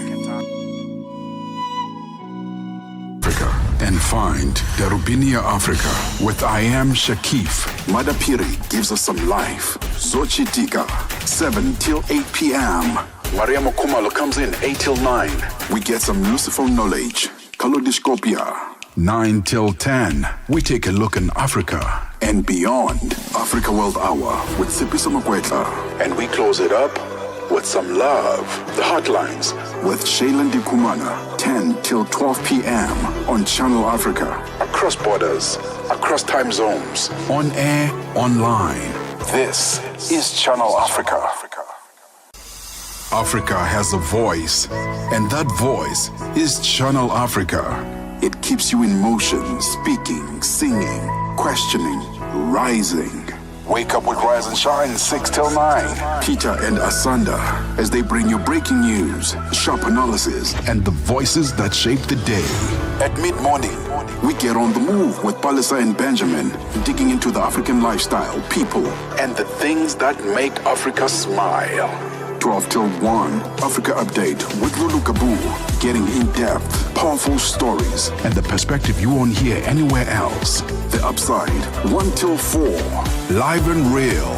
with Tebogo Lekhuleni and Nompumelelo Ngubeni. Tame Ngubeni talks money, Africa in business, 4 till 5 p.m. 5 till 6, we put on a little bit more color. Vue d'Afrique with Joel Moteba. We go to Eastern Central Africa and find Darubinia Africa with I Am Shakif. Madapiri gives us some life. Zochitika, 7 till 8 p.m. Mariamo Kumalo comes in 8 till 9. We get some useful knowledge. Kalodiscopia. 9 till 10, we take a look in Africa and beyond. Africa World Hour with Sipiso Makwetla. And we close it up with some love. The Hotlines with Shailen Dikumana, 10 till 12 p.m. on Channel Africa. Across borders, across time zones, on air, online. This is Channel Africa. Africa has a voice, and that voice is Channel Africa. It keeps you in motion, speaking, singing, questioning, rising. Wake up with Rise and Shine 6 till 9. Peter and Asanda as they bring you breaking news, sharp analysis, and the voices that shape the day. At mid-morning, we get on the move with Palisa and Benjamin, digging into the African lifestyle, people, and the things that make Africa smile. 12 till 1, Africa Update with Lulu Kabu, getting in-depth, powerful stories, and the perspective you won't hear anywhere else. The Upside, 1 till 4, live and real, with Tebogo Lekhuleni and Nompumelelo Ngubeni. Tame Ngubeni talks money, Africa in business, 4 till 5 p.m. 5 till 6, we put on a little bit more color. Vue d'Afrique with Joel Moteba. We go to Eastern Central Africa and find Darubinia Africa with I Am Shakif. Madapiri gives us some life. Zochitika, 7 till 8 p.m. Mariamo Kumalo comes in 8 till 9. We get some useful knowledge. Kalodiscopia. 9 till 10, we take a look in Africa and beyond. Africa World Hour with Sipiso Makwetla. And we close it up with some love. The Hotlines with Shailen Dikumana, 10 till 12 p.m. on Channel Africa. Across borders, across time zones, on air, online. This is Channel Africa. Africa has a voice, and that voice is Channel Africa. It keeps you in motion, speaking, singing, questioning, rising. Wake up with Rise and Shine 6 till 9. Peter and Asanda as they bring you breaking news, sharp analysis, and the voices that shape the day. At mid-morning, we get on the move with Palisa and Benjamin, digging into the African lifestyle, people, and the things that make Africa smile. 12 till 1, Africa Update with Lulu Kabu, getting in-depth, powerful stories, and the perspective you won't hear anywhere else. The Upside, 1 till 4, live and real, with Tebogo Lekhuleni and Nompumelelo Ngubeni. Tame Ngubeni talks money, Africa in business, 4 till 5 p.m. 5 till 6, we put on a little bit more color. Vue d'Afrique with Joel Moteba. We go to Eastern Central Africa and find Darubinia Africa with I Am Shakif. Madapiri gives us some life. Zochitika, 7 till 8 p.m. Mariamo Kumalo comes in 8 till 9. We get some useful knowledge. Kalodiscopia. 9 till 10, we take a look in Africa and beyond. Africa World Hour with Sipiso Makwetla. And we close it up with some love. The Hotlines with Shailen Dikumana, 10 till 12 p.m. on Channel Africa. Across borders, across time zones, on air, online. This is Channel Africa. Africa has a voice, and that voice is Channel Africa. It keeps you in motion, speaking. One of my favorite songs. I don't know why I love it so much, but if it's one of your favorites as well, let me know on WhatsApp. +27 63406 9126. It's time now for What Caught Your Eye. And to do this, we've got a special guest in studio, the phenomenal, the one and only Miss Nombuyiselo Tango, our producer. How are you doing? I'm good, and yourself? Fantastic. So, what caught my eye? Yeah. Last week I had mentioned, I was like, Floyd Shivambu. once deputy general, what secretary, then all of a sudden removed and made just a normal MP in parliament. Now we're seeing some disciplinary charges that were lodged against him by the leaders of the MK party, suggesting that I don't think Floyd will hold any other high position within the MK party. It seems like it's getting uglier in my perspective. So I saw these, shall we call them charges? Yeah. Right?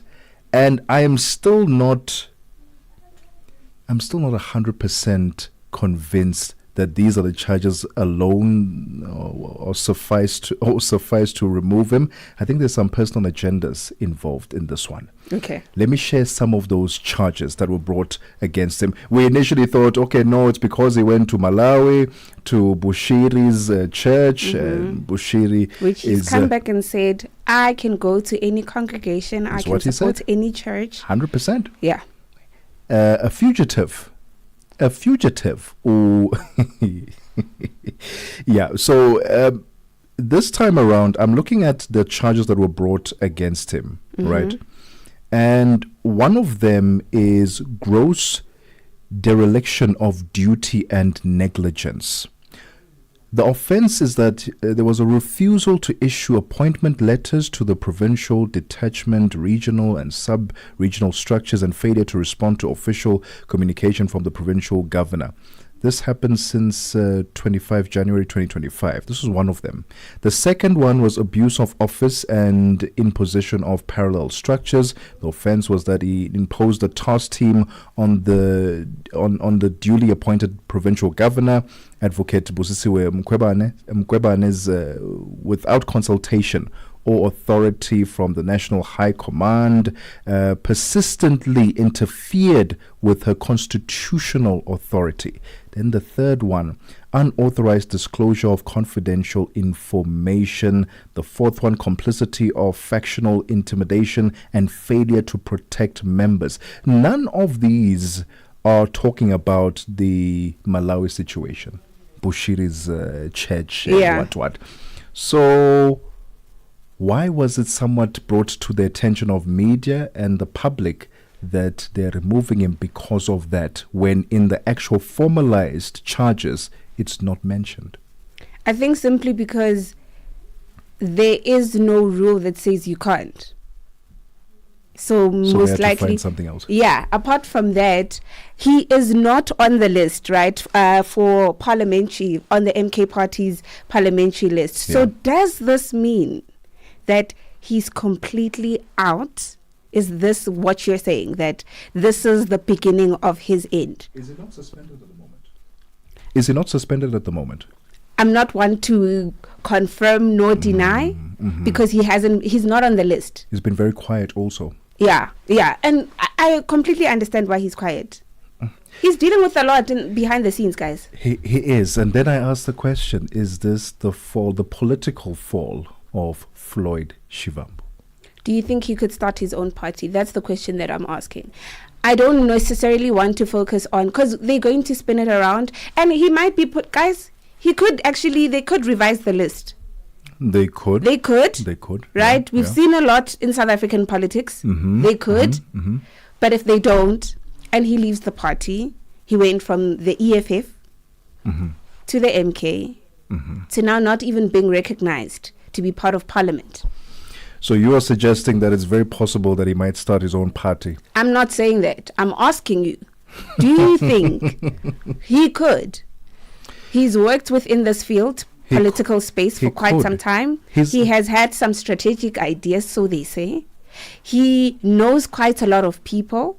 He knows the ins and outs of starting a party, as he was there in the formulation and saw everything come to life with the EFF. And as the MK, as well as they were, making their noise, he was also part of it at that time. He's a strategist. He's a strategic mind, certainly. And we've seen the supporters of Floyd ever since he left the EFF and then went to MK. There was still a huge noise around him by his supporters. Even now, when he just got removed from being Deputy General what, and then made a minister, and now his name not appearing there are still people who are shouting his name. But I don't think, personally, that if he were to start a party, it would be one that would rival the big three right now. That is the ANC, the EFF, well, Mkhonto weSizwe and EFF. I don't think that he would garner as much support if he were to run his own thing, because look at the way he's been handling himself, moving from one party to the other. Just his timeline within politics. It's not the most favorable. And for those who want to then believe in a party that will stand for them and that will be firm and go through thick and thin, if he was jumping ship before, who's to say that if the party doesn't get enough numbers, he won't jump ship with his own party? So what would you think, or how could he remedy the situation? If you were him, if you were his PR personnel, what would you say for him to remedy the situation? Go into radio. And I'm joking. Apparently, we have a space ready for him. I'm not sure. Right now, I think damage control needs to be done within the MK party itself, because I don't know if there is room for him to go back to the EFF. I don't think Julius is going to welcome him back. But within the MK party, because he came in guns blazing, he was making a lot of noise, but the problem is that people did not like that. He was sort of treated as the favorite child by the leaders, and because of that, he was cocooned and sheltered. But now that that protection is no longer there, they're realizing that he's very forceful sometimes, and he doesn't really speak to us, and he doesn't respect us. I'll put it in inverted commas because I'm not part of these conversations. He doesn't see us. He wants to stamp his authority. He wants his voice to be the only one heard. He has to humble himself in this situation. Yeah. So you think at this point he should just leave politics? Because there's no way of him remedying the situation. I think I think he's got the strategic brains. I think he's got the mind for politics. But the way he's been handling himself lately is not of one who wants longevity within this space. And I think if he humbles himself and then starts finding favor within the MK party leadership and sort of work his way back up, there might be an opportunity there. But outside of that, I don't know. It might be extreme to say he must just leave politics for good. What caught my eye is the Patriotic Alliance. They were at the Rahima Musa Hospital enforcing Section 17 of the Immigration Act 13 of 2002 to prevent foreigners from using public hospitals. I saw that on social media. So if someone is in need of care, in need, right? Do you think that a foreign national should be turned away? Are they legally in the country? Do they have rights to access that care? Then absolutely. If they don't? If they're illegal, then those state resources should not be for their benefit. So are you saying that if someone is in need of emergency care, they should first check if they have papers and then you will make the decision that we are going to assist. And if you get to a point where you find out that the person does not have papers to be in South Africa, they should be turned away. It's a moral and ethical dilemma here because you're dealing with a human being, and you certainly don't want to be sending them away if they need emergency care. But the reality is, we are a country that's governed by laws, and these laws stipulate that if you are illegal, you cannot have access to such facilities, because these are taxpayers' monies and those monies are to be used for the citizens first and foremost of that country, and for people who are living in South Africa legally, so they can then have access to it. So if you are illegal, unfortunately, yes, it does put the moral dilemma there, but if you are an illegal citizen, then unfortunately you cannot access that. Okay. What do you think? You seem like you're like, hey, let's help them. To be honest, if I see that, and as a doctor, I am not a medical personnel, but as a doctor, if I see that the person is in an emergency situation, I would surely assume that we should be able to assist where we can. I'm not saying we're going to give the best facilities, or they're going to get the best facilities, nor would we put you as a foreign national who does not have the paperwork over and above somebody else who does, and you both have the same situation. I'm not saying that, but if we do have the space and the facility to do so, let's. That's all I'm saying. What if they end up passing away and then there's no documentations? Who's going to be accountable for that? That's a very good question. It's 3 p.m. Central African Time. Onelen Sinzi has your, not sports, but your latest in news. SABC News. The African Perspective. Thank you, Tebogo. Looking at your top stories, Kenyan police fired tear gas to disperse dozens of protesters and set nests an Air India aircraft with over 200 people crashes minutes after taking off. Your latest news. Greetings to our listeners. Kenyan police fired tear gas to disperse dozens of protesters in Nairobi who were demonstrating against the death of a blogger in police custody. 31-year-old blogger Albert Zhuang was arrested following a social media post critical of a senior police officer. Police initially claimed he died in his cell after hitting his head against the wall, but government pathologists said that was unlikely and his injuries pointed towards an assault. Kenyan authorities have been accused of a harsh crackdown on government critics. The United Nations High Commissioner for Refugees' latest Global Trends report has revealed that a record 123.2 million people were forcibly displaced by the end of 2024 due to conflict, persecution and rights violations. Sudan has now overtaken Syria as the world's largest displacement crisis, despite the number of displaced people doubling over the past decade.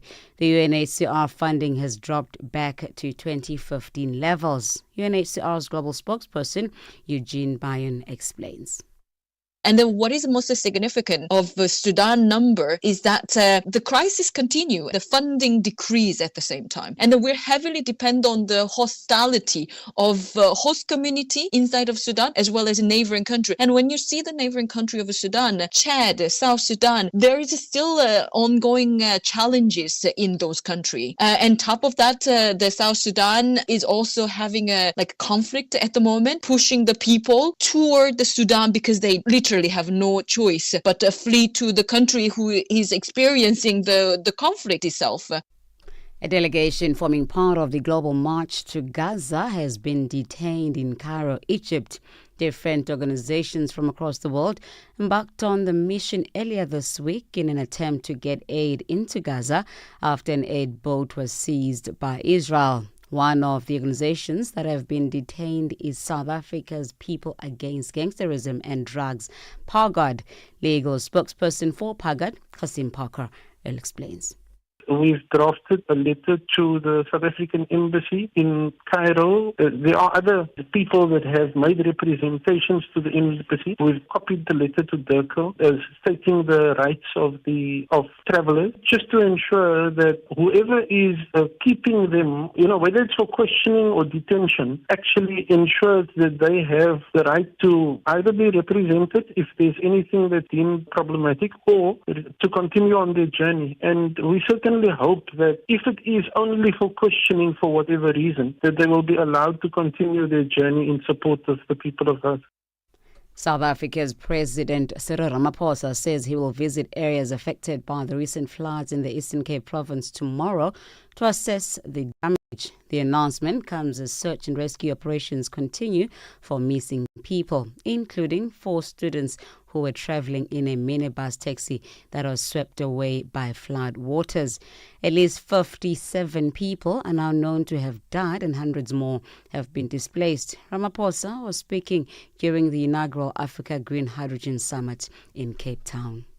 I will be going there tomorrow to go and see exactly how our people are suffering there and how we can console the families and how we can come up with assistant measures from a disaster point of view to give real support to ordinary people, those who have suffered this loss, and we pay our condolences to those families that have lost their loved ones, and how we can support the Eastern Cape government to deal with this disaster. Lastly, Indian Prime Minister Narendra Modi has described a plane crash in Ahmedabad as heartbreaking. An Air India aircraft with 242 people crashed minutes after taking off from the airport. Modi says he's been in contact with ministers and officials involved in the emergency response. In Britain, the Prime Minister Keir Starmer described the news as devastating. More than 50 British nationals were amongst the passengers, along with nearly 170 Indian passengers, 7 Portuguese and 1 Canadian. The BBC's Roxy Gagdecker explains. Firefighting vehicles, they are constantly moving from one place to other. They are trying to douse off the fire since last 2 hours, but still the fire is going on. We saw some bulldozers being bought right now to remove the scrap so that people who have died in this accident, their bodies can be taken out. Recapping on your top stories, Kenyan police have fired tear gas to disperse dozens of protesters in Nairobi who are demonstrating against the death of a blogger in police custody. 31-year-old Albert Tujwang was arrested following a social media post critical of a senior police officer. Channel Africa News, I'm Onele Nzinzi. SABC News. The African Perspective.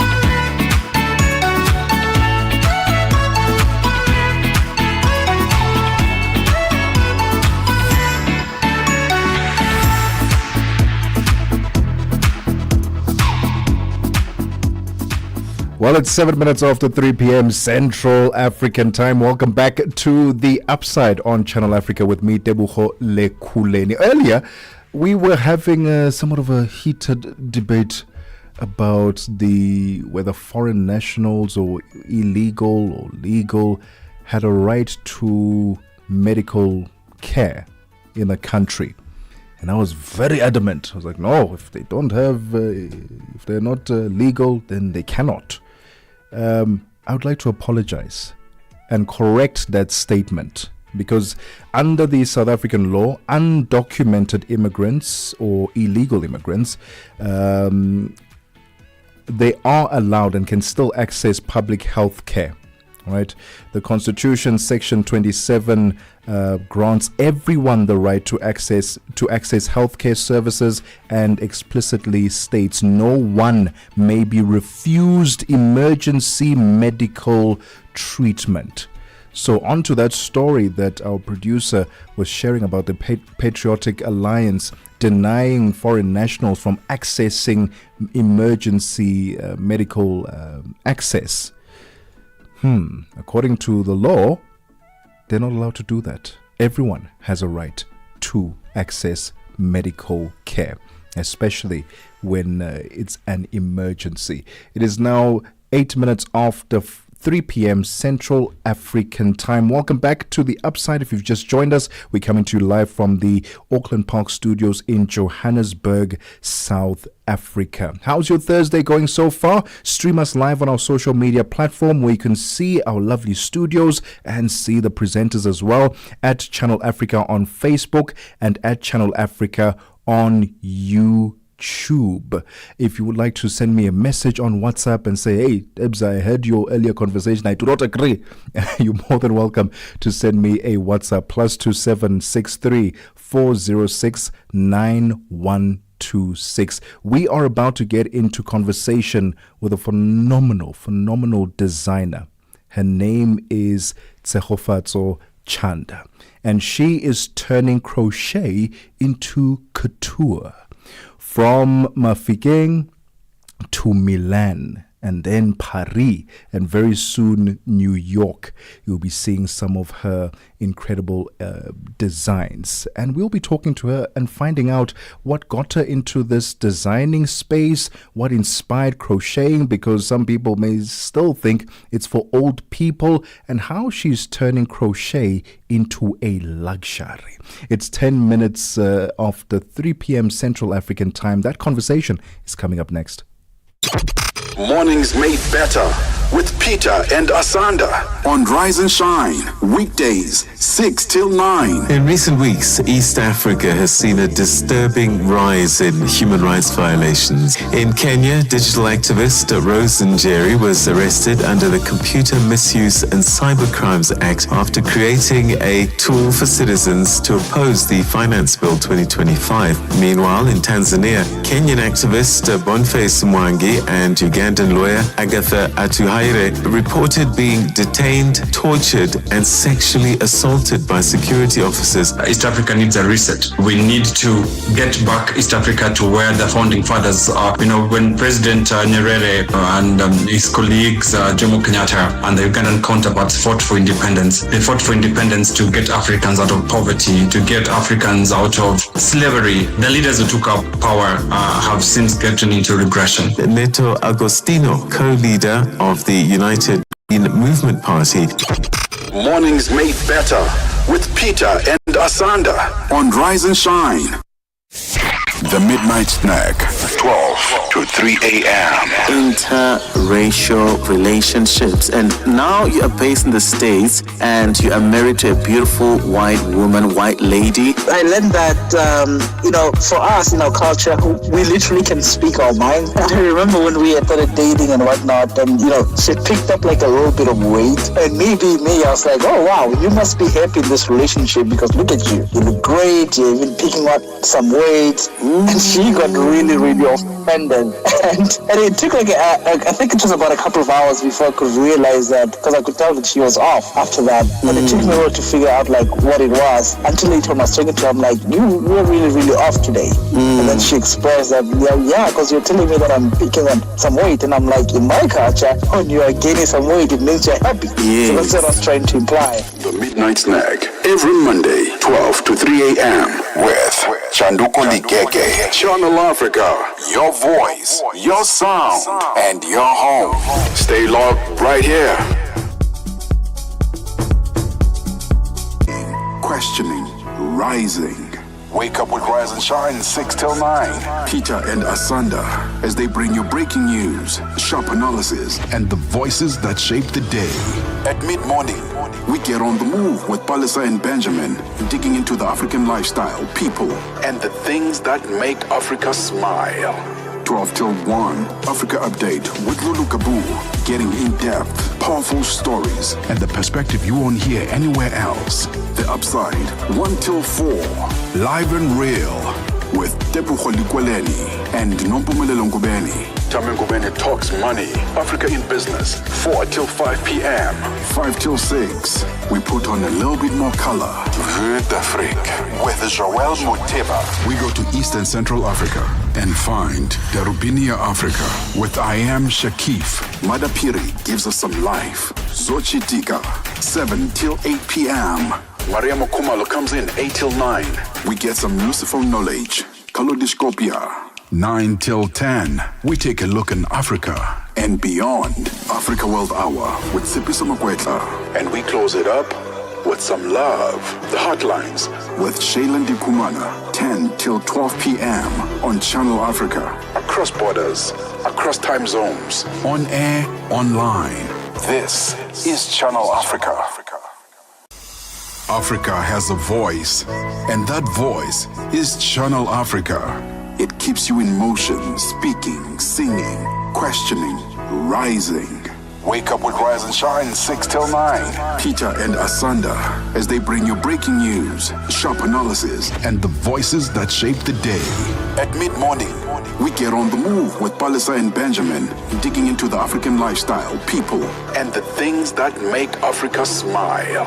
12 till 1, Africa Update with Lulu Kabu, getting in-depth, powerful stories, and the perspective you won't hear anywhere else. The Upside, 1 till 4, live and real, with Tebogo Lekhuleni and Nompumelelo Ngubeni. Tame Ngubeni talks money, Africa in business, 4 till 5 p.m. 5 till 6, we put on a little bit more color. Vue d'Afrique with Joël Moteba. We go to East and Central Africa and find Darubinia Africa with I Am Shakif. Madapiri gives us some life. Zochitika, 7 till 8 p.m. Maria Mokumalo comes in 8 till 9. We get some useful knowledge. Kalodiscopia. 9 till 10. We take a look in Africa and beyond. Africa World Hour with Sipiso Makwetla. And we close it up with some love. The Hotlines with Shailen Dikumana. 10 till 12 p.m. on Channel Africa. Across borders, across time zones. On air, online. This is Channel Africa. Africa has a voice, and that voice is Channel Africa. It keeps you in motion, speaking, singing, questioning, rising.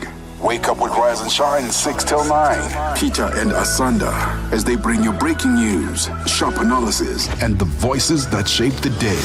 At mid-morning, we get on the move with Palisa and Benjamin, digging into the African lifestyle, people, and the things that make Africa smile. 12 till 1, Africa Update with Lulu Kabu, getting in-depth, powerful stories, and the perspective you won't hear anywhere else. The Upside, 1 till 4, live and real, with Tebogo Lekhuleni and Nompumelelo Ngubeni. Tame Ngubeni talks money, Africa in business, 4 till 5 p.m.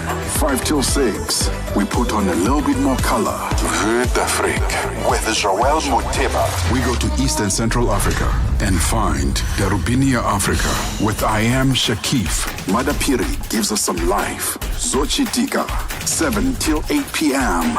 Maria Mokumalo comes in 8 till 9. We get some useful knowledge. Kalodiscopia.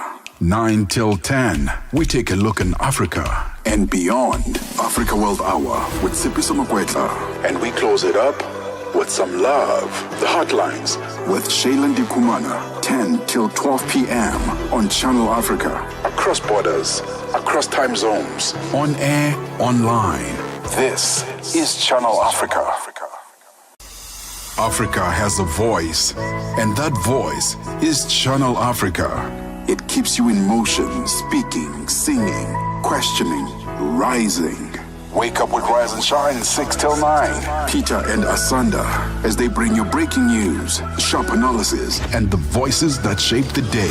At mid-morning, we get on the move with Palisa and Benjamin, digging into the African lifestyle, people, and the things that make Africa smile.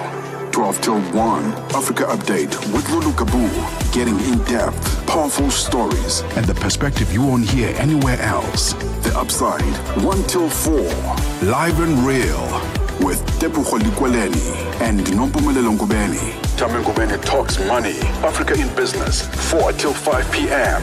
5 till 6, we put on a little bit more color. Vue d'Afrique with Joël Moteba. We go to East and Central Africa and find Darubinia Africa with I Am Shakif. Madapiri gives us some life. Zochitika, 7 till 8 After 3 p.m. Central African time, doesn't it instantly lift your mood? Karianda Soul and Msaki there with Jacaranda.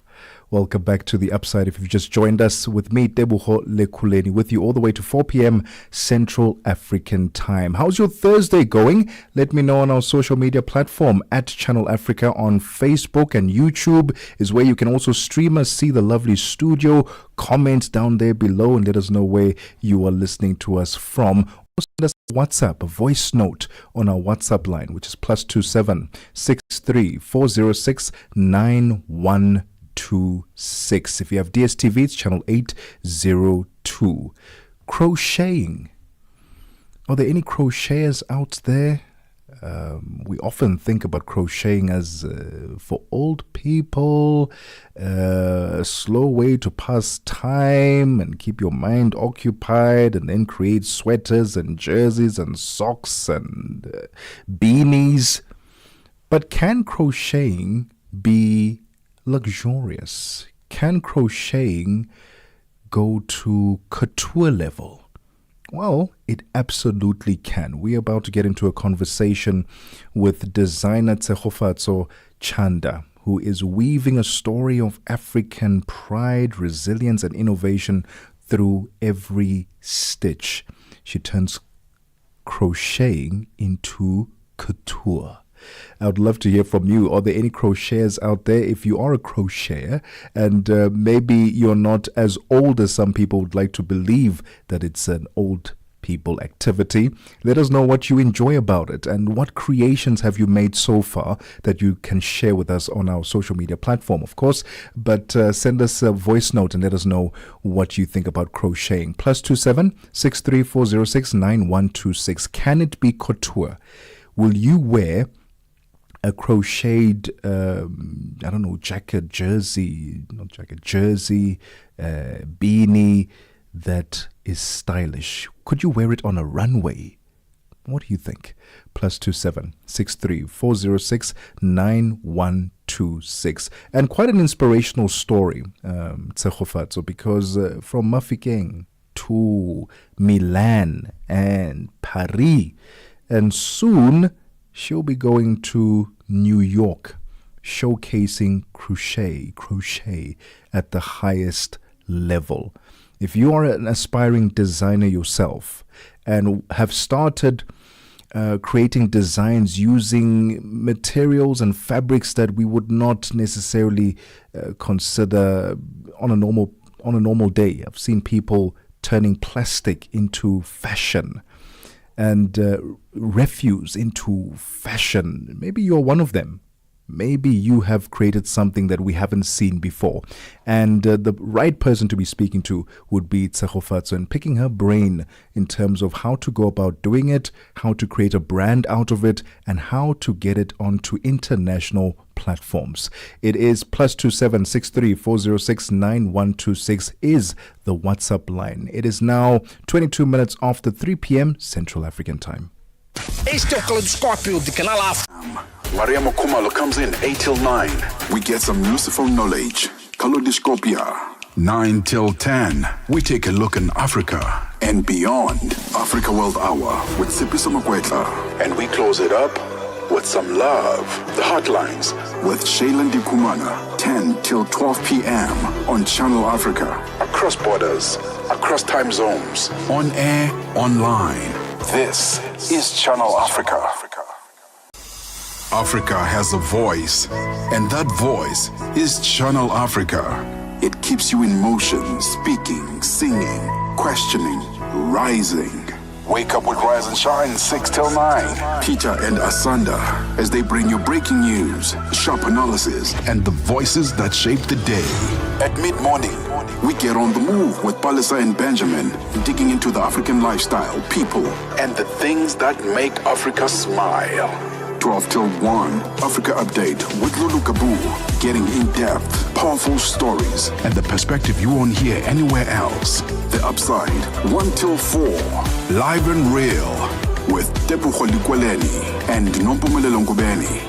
23 minutes after 3 p.m. Central African Time. Now, from the quiet villages in Mafikeng to runways in Milan, Paris, and very soon New York, Tsegofatso Chanda is weaving a story of African pride, resilience, and innovation through every stitch. Her label, Liza Chanda Crochet, blends traditional crochet with avant-garde fashion to create handmade luxury that speaks volumes. But beyond the glamour, Tsegofatso is building an ecosystem, mentoring young people, preserving heritage, and proving that South African fashion belongs on the global stage. She now joins us on the Upside. Tsegofatso, thank you so much for your time this afternoon.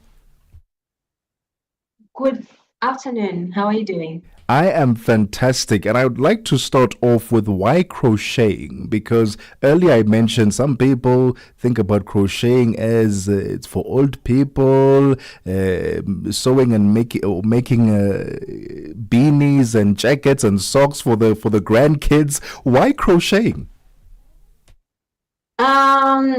I believe that as a young girl, it's one of the handwork, if I'm allowed to say that I connected with, that I had fallen in love with while I was still at primary school at around 1980s. It's something also that I excelled on as a little girl, and something I was really, really passionate about. So now, in 20, then I grew up. I studied architecture. And in 2019, I went through I went through a lot in life.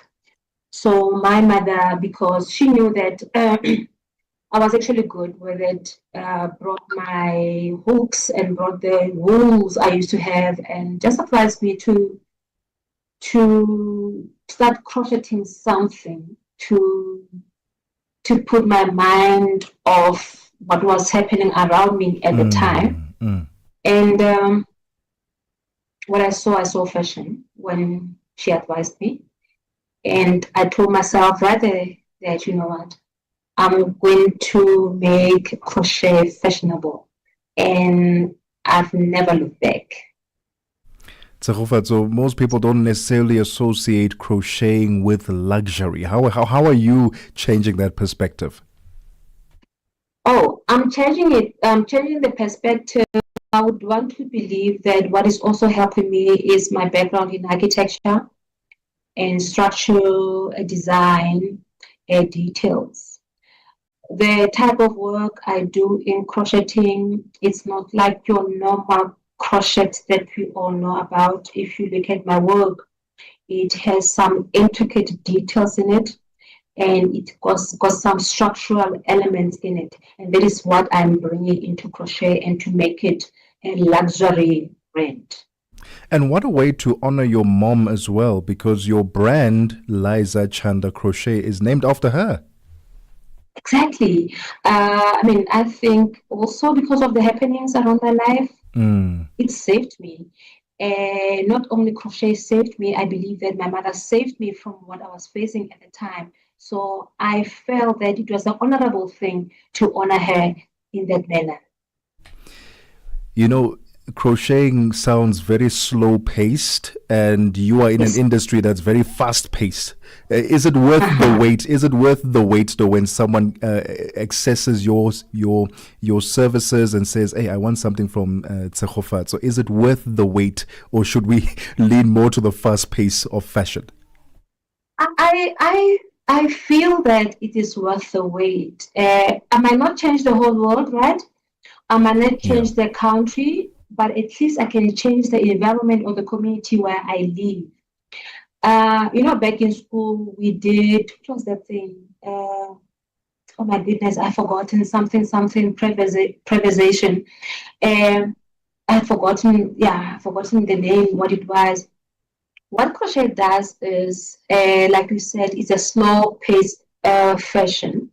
Not only is it a slow-paced fashion, it's sustainable. The materials that we are using are sustainable materials that are not affecting our planet. We're not using your actual wool that is synthetic, that has some synthetic elements in it. Yeah. We are using products like cotton, which are very, very natural and sustainable.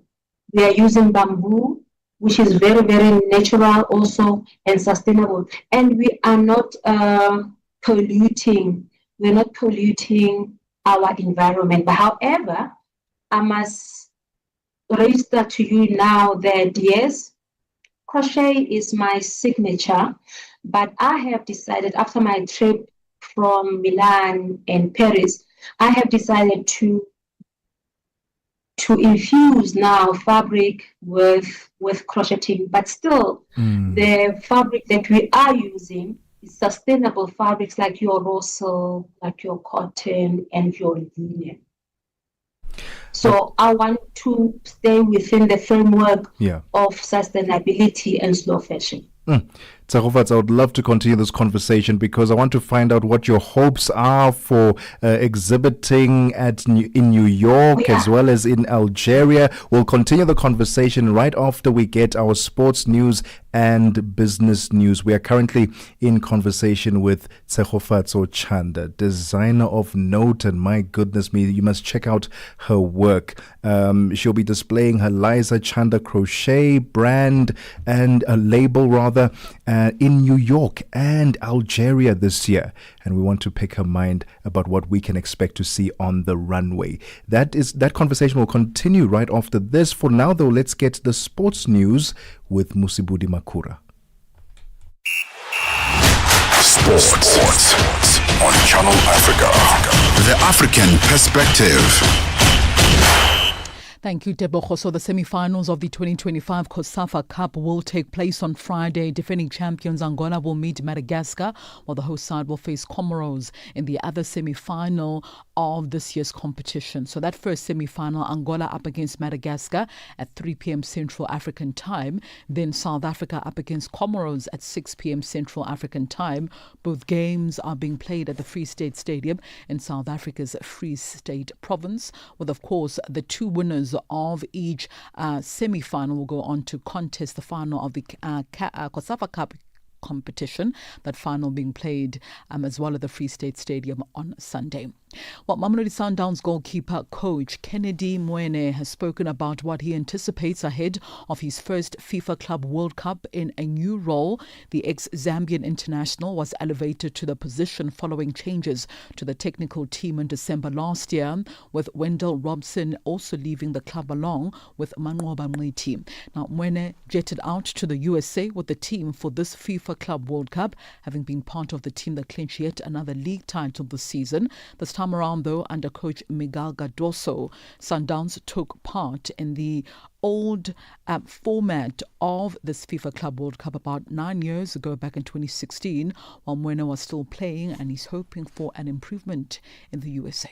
Look, there's a lot of memories. The first time I went there, I think it was 2016, and for us, by that time, it was the first time, and we went there when we won Champions League. We were going there in a different capacity as well as goalkeeper coach. I think it's very important. I think the team has been growing in leaps and bounds, and look, I think it's very important, even though that we have a couple of youngsters in our team, but it's important that we go there and compete, not just to participate here.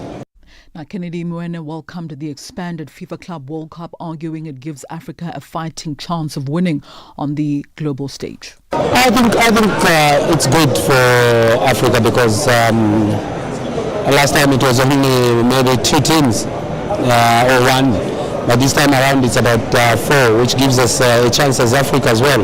Even though the number we're still crying about the number, but nevertheless, I think we just have to go and show our case that side. We know that it won't be easy. It's a high-profile tournament, and. On to cricket news now. The Proteas women's side lost to the West Indies women's side by 4 wickets in a rain-affected first ODI at the 3 Wales Oval in Cave Hill, Barbados on Wednesday.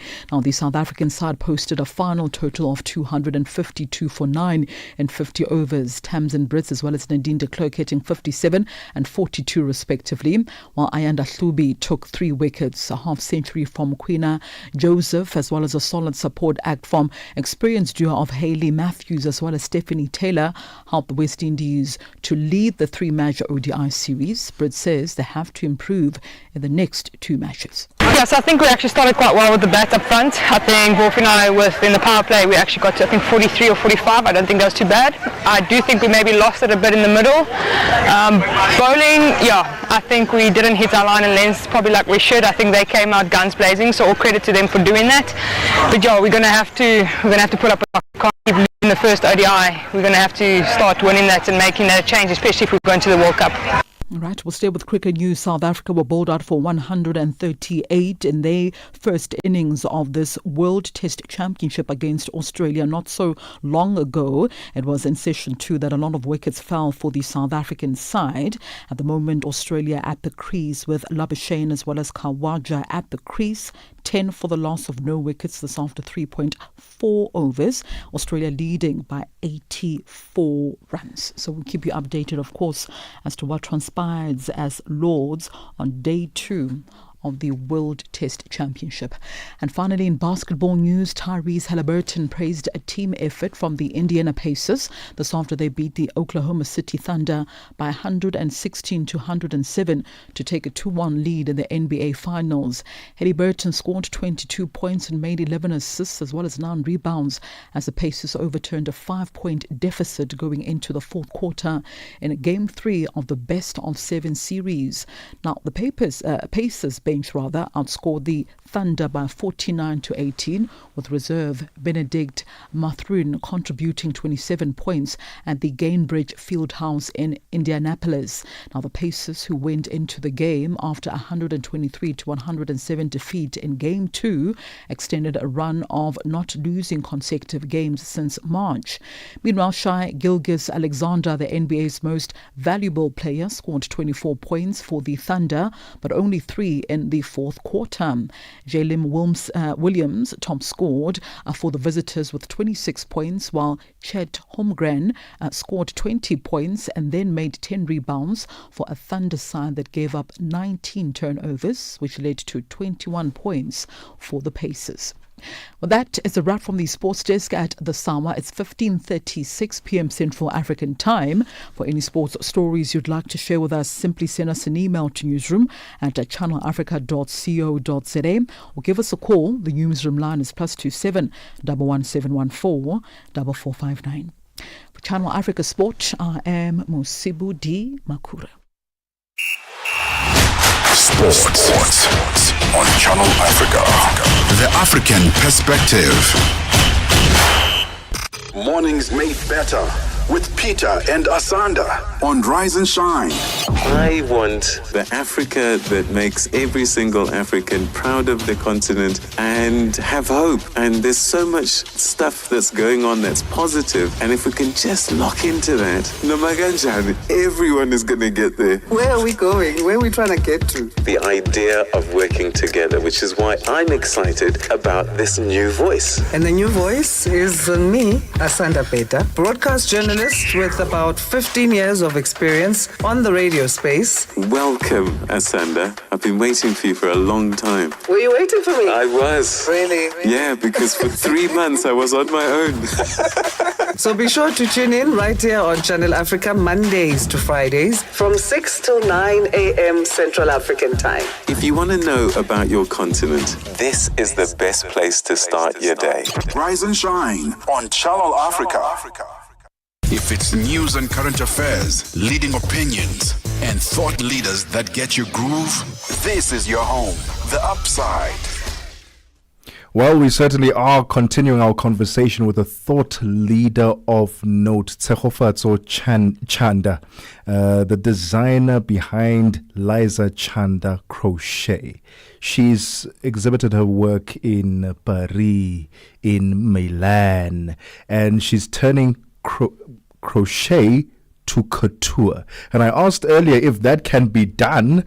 Are you going to be able to do that? Send me a WhatsApp, +27 63 406 9126. Our conversation with Tshegofatso will continue right after Tebogo Lekhuleni gives us the business news. Business news on Channel Africa. The African perspective. Thank you, Tebogo. Good afternoon. Egypt has reached agreements with several energy firms and trading houses to buy between 150 to 160 cargoes of liquefied natural gas (LNG), costing over $8 billion to cover power demand through the end of 2026. Agreements have been reached with global energy companies and trading houses, including Saudi Aramco and Shell. Egypt's Ministry of Petroleum and the Egyptian Natural Gas Holding Company EGAS did not immediately respond for comment. The South African mining production decreased by 7.7% year-on-year in April, and the decline was led by a fall in group metals, which contracted by 24.1%, contracting 8.0 percentage points overall growth. Principal Service Statistician at Stats SA, Jean-Pierre Tereblanche, elaborates. Nickel, copper, gold and coal also performed poorly in April. On the upside, diamonds, iron ore, chromium ore and manganese ore recorded positive gains, but not enough to lift the mining industry into positive territory. On a month-on-month basis, seasonally adjusted mining production increased by 0.6% in April 2025 compared with March 2025.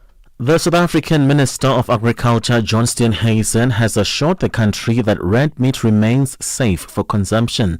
This amid the foot and mouth disease outbreak, which has forced the government to put a ban on red meat exports. Steenhuisen was delivering a keynote address at the Red Meat Abattoir Association's 31st Congress in Somerset West in Cape Town. He says they are working on restoring consumer confidence as the disease has raised concerns. Foot and mouth disease cannot be transmitted to human beings. When the carcass drops below a certain pH and a certain temperature, the virus is destroyed, and therefore I want to assure South Africans that they can buy red meat with absolute confidence. It's not linked to any diseases in humans, and it remains. So please go out and buy our South African beef. It's excellent, wonderful price, very tasty. South African President Cyril Ramaphosa says the Africa Green Hydrogen Alliance between the African member states brings opportunities that will help create between 2 and 4 million jobs by 2050. Ramaphosa was speaking during the inaugural Africa Green Hydrogen Summit in Cape Town. The summit has brought together African energy ministers, policymakers, investors and research institutions to plan the continent's emerging green hydrogen sector. Ramaphosa says more than 52 large-scale hydrogen projects have been announced across the continent. The Alliance's ambition targets 30 to 60 million tons of green hydrogen production by 2050. Now, this should be a great envy by those countries that once saw Africa as a place to come and just extract minerals and I shouldn't say plunder, but come and extract the wealth of our continent. It is estimated that this could create quite a number of jobs. Shares of plane maker Boeing fell nearly 8% in pre-market U.S. trading after an Air India aircraft with 242 people crashed minutes after taking off from India's western city of Ahmedabad.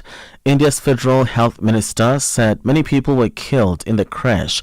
The plane was headed to Gatwick Airport in the UK, with police officers saying it crashed in a civilian area near the Ahmedabad airport. It was not immediately clear what caused the crash. In a statement, Boeing says it is aware of initial reports and is working to gather more information. Let's have a look at financial indicators this hour. $1 in Nigeria is trading at 1,000 naira 543, Botswana 13 pula 23, Kenya the dollar is at 128 shilling 474, Zambia 24 kwacha 88. BRICS countries, $1 in Brazil is at 5 real 55, Russia 78 rubles 96, India 85 rupee 48, China 7 yuan 19, South Africa 17 rand 71 cents. $1 is 73 pence to the British pound, 87 to the euro. That is all for now. For any business stories you'd like to share with us, please send us an email to newsroom@channelafrica.co.za, or you can call us on +27 11714 4459. For Channel Africa Business, I am Chanduko Ligege.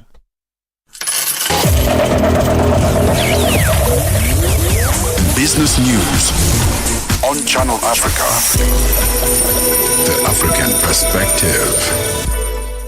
This is The Upside for the best African vibes, groundbreaking content. It is now 43 minutes after 3 p.m. Central African Time. Welcome back to The Upside. Catch us live on our social media platform where you can stream us from our studio at Channel Africa on Facebook and at Channel Africa on YouTube. Crochet turned to couture. Well, we continue our conversation with designer Tsegofatso Chanda, who is the brainchild behind the label Liza Chanda Crochet. Tsegofatso, you mentioned earlier that when you started crocheting, you were going through quite a tough time in your life. Yes. Is this when your personal motto, which is beauty in bruises, is that where it came from, and what does it mean to you today? What it means is it does not matter where you find yourself at. We find our purpose in places where we never thought we would. And I've also came to realize that you can still find beauty in the face of adversity, because that is what I found. I found my purpose. I found beauty to make beautiful clothes, in places where I thought I would ever find it. So basically, that is it. You can still find beauty in the face of adversity. It does not matter the situation. All you need to do is to look for those lessons, is to look for something. We have this saying that 10 lemons into lemonade, something like that. I wonder then, does this beauty in bruises, does it show up in your work? And I hope not, because that means that when we wear it, we're going to get hit. I'm hoping that it's not the case. That's not the case. I think when you wear it, it's pieces that will give you hope. Yeah. Right? Pieces that will strengthen you. Pieces that has a spirit of resilience. So that is all about it. And not only that, also, I want to believe that my pieces are truly beautiful. They really are. I've seen them absolutely out of this world. You have also showcased your work at Paris Fashion Week. Talk to us about that experience and what the feedback was from those who were in attendance. Most people, I would say 80% of the people that attended the event were astonished. I think it would be right to bring also the fact that most of the South Africans were also there. Our previous former minister, Natim Tetwa, was also there. And his message was, I stood tall, I was so proud to see your collection and how unique, innovative, and authentic it is. So those are the words, that I was getting from people that attended, that it was very, very different from what was seen on the day. And truly, it is a sustainable brand, because now we are talking sustainability. But I also must say that people find my pieces to be very, very expensive. Yeah. They are expensive because of the time I take to create just one garment. Yeah. So you are not only buying the garment, you are also buying the time that went into it. That is why also I decided that because they love it, some they cannot really afford them. Let me create something that they can afford. Hence, we now see me bringing crochet and infusing it with fabric, whereby the fabric will be my canvas and the crochet will still be my signature, because this is how I'm known, and this is how I want to be known in the world. Are you seeing more support and uptake from Africans? Who's buying and supporting the label at the moment? You had mentioned the price point was a major factor. Not a lot of people were able to access it. But have you been able to gauge who is buying the collection? Are you getting more support from the Africans or internationally? I've gotten support from both. Locally, I have people that have been supporting me.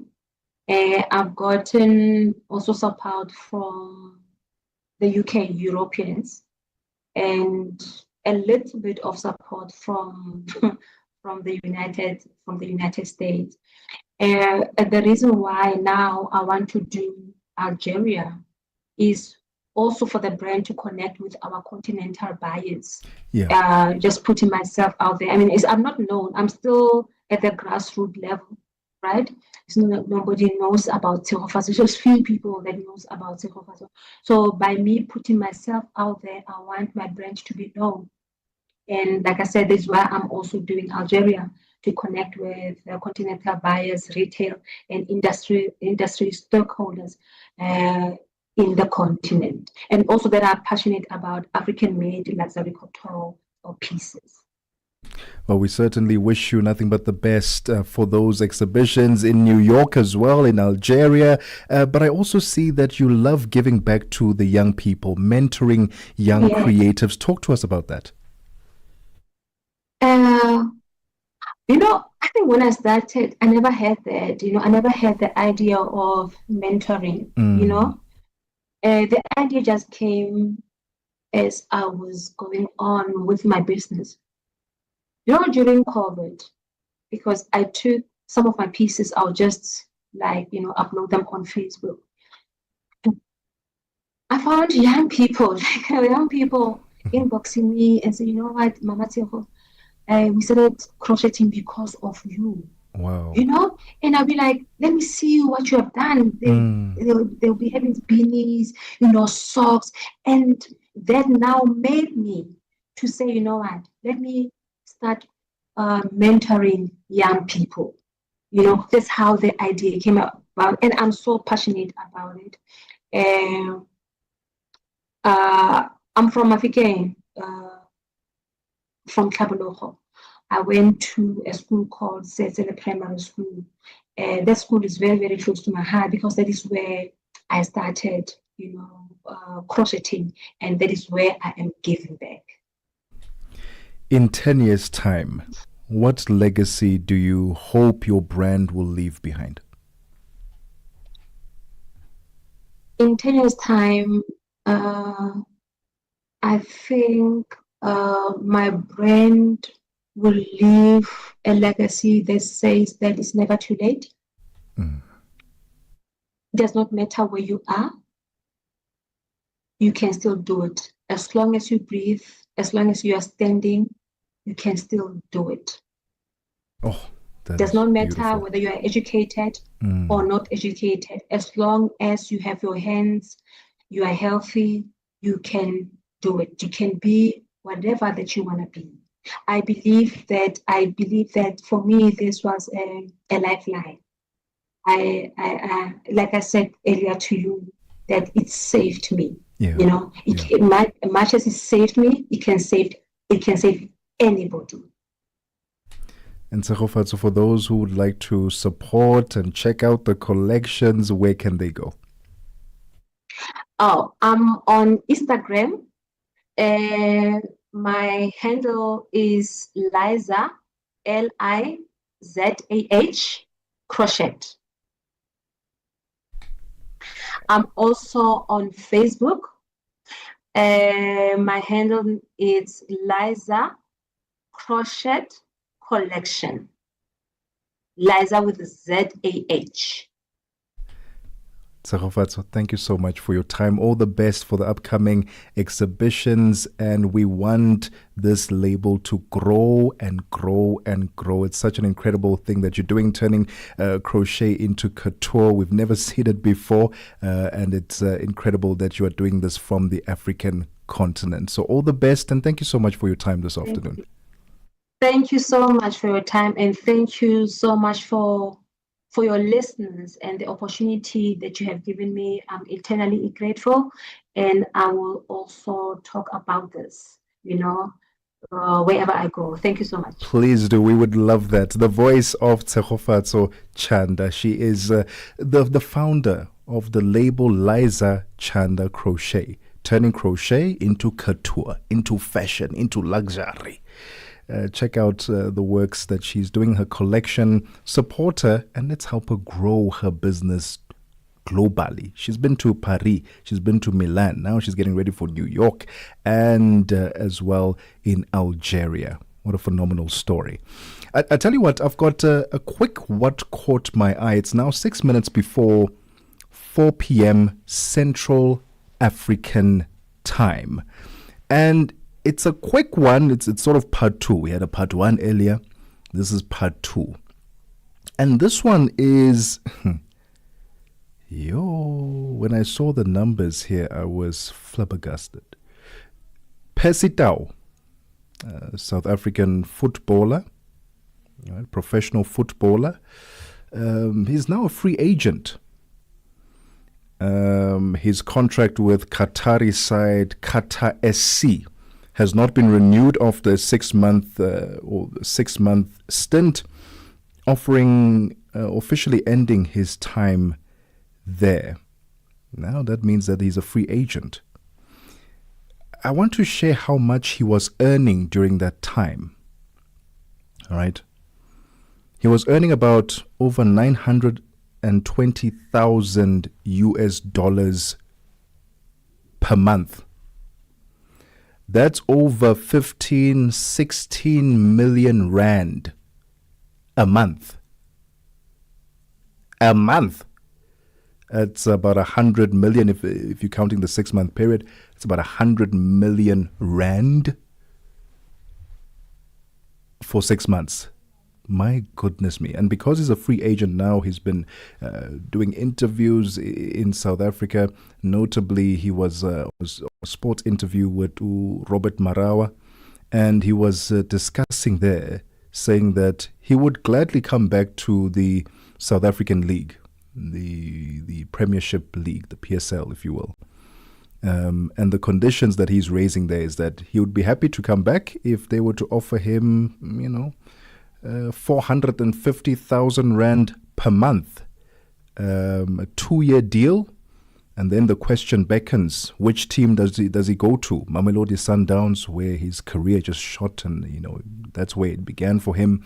Orlando Pirates, these are the big giants now. Orlando Pirates, Kaizer Chiefs.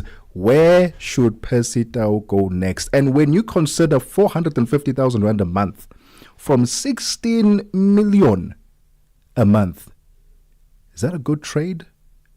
Is he selling himself short there? And also, which club would be able to afford paying him that much per month? Let me know on TikTok at Channel Africa, at Channel Africa 1 on TikTok, on X, on Instagram, at Channel Africa on Facebook, at Channel Africa on YouTube. Or drop me a WhatsApp or a voice note on our WhatsApp line, +27 634 406 9126. Where should Percy Tau go next? Mamelodi Sundowns, Kaizer Chiefs, or Orlando Pirates? 450,000 rand per month, 2-year deal is what he's asking for. This after coming from 16 million a month in Qatar. My goodness me. It's a good afternoon to Tami Ngubeni. These numbers, Tami, Those are really good numbers. 6 months in Qatar SC, earning about $920,000. That's about 16 million rand per month. Anyway, I'm losing my mind. But I think, all of this is very relative because it also depends what your expenses are. You could be earning that much, but you've got, a crazy business expenses from your management, from the lifestyle that you've got to maintain. Because, oftentimes the more you earn, the more you upgrade your life. 100%. And so really it's all about how much you've got left over after you've paid. Which begs the question, he's now saying he would gladly consider coming back to South Africa, but for 450,000 Rand a month. And you're like, okay, how does that work, having come from there to down here? Anyway, what's coming up in African businesses? Well, he must have had his business really nicely sorted. I mean, if that's a comfortable move to make. So what we're going to be doing today, just really, really quickly, and this is one of the highlights that we've got today, is we're looking at the Urban 20, the U20 Sherpa. That's the Sherpa meeting under the G20 umbrella. And that is all about urbanization, and the African Mayors Assembly is currently taking place. Ashraf Garda of SAFM and I will be doing our simulcast of that this afternoon from 4:15, and we'll be talking about the executive mayors of the city of Johannesburg as well as the executive mayor of the city of Tshwane, and they are co-hosts of this U20 Sherpa. Oh, what a collaboration this is going to be. Can't wait to listen in on this conversation. I'm heading out and I'm leaving you in the more than capable hands of Tami Ngubeni with Africa in Business. Until tomorrow, same time, same place. It's a goodbye from me from the upside. And we take you straight to the news desk for the latest news at 4 p.m. SABC News. The African Perspective. Thank you, Tammy. Looking at your top stories, Zambia's president not wanted at predecessor's funeral, and sadness as an airstrike India aircraft with over 200 people crashes minutes after taking off. Your latest news. Greetings to our listeners. Zambia's former president Edgar Lungu, who died last week, left instructions that his successor Hakainde Hichilema should not be anywhere near his body. This is the latest development in the bitter feud over funeral plans for the late president following his death in South Africa at the age of 68. The government had planned to fly his body back home on Wednesday, but failed to do so because of a dispute with Lungu's family and his political party, the Patriotic Front, over mourning and funeral arrangements. The two leaders had been long-standing political rivals, with Hichilema defeating Lungu in the 2021 elections after failing in 5 previous attempts. Kenyan police fired tear gas to disperse dozens of protesters in Nairobi who were demonstrating against the death of a blogger in police custody. 31-year-old blogger Albert Tujwang was arrested following a social media post critical of a senior police officer. Police initially claimed he died in his cell after hitting his head against the wall, but the government pathologist said that was unlikely and his injuries pointed towards an assault. Kenyan authorities have been accused of a harsh crackdown on government critics. The United Nations High Commissioner for Refugees' latest Global Trends report has revealed that a record 123.2 million people were forcibly displaced by the end of 2024 due to conflict, persecution and rights violations. Sudan has now overtaken Syria as the world's largest displacement crisis, despite the number of displaced people doubling over the past decade. The UNHCR's funding has dropped back to the 2015 levels. The UNHCR's global spokesperson Eugene Bayun explains. And then what is most significant of the Sudan number is that the crisis continue, the funding decrease at the same time. And then we're heavily dependent on the hostility of host community inside of Sudan as well as a neighboring country. And when you see the neighboring in those countries, and top of that, the South Sudan is also having a conflict at the moment, pushing the people toward the Sudan because they literally have no choice but to flee to the country who is experiencing the conflict itself. The The Office of the Presidency in South Africa has extended condolences to the families of the deceased who perished in the Eastern Cape Province floods. The death toll has now risen to 57. Minister in the Presidency, Khumbudzo Ntshabeni, was briefing the media in Parliament following a cabinet meeting. Government is coordinating rescue and support operations through both the National and Provincial Disaster Management Center as coordinated by the IMC on disaster management. Emergency teams have also been deployed from Gqeberha, East London and Chris Hani districts to the affected areas to support local first responders. Cabinet cautions everyone to be vigilant over the next few days due to the expected weather conditions in most parts of the country. And lastly, the police chief in India's Ahmedabad city says more than 200 bodies have been recovered from the plane crash site so far.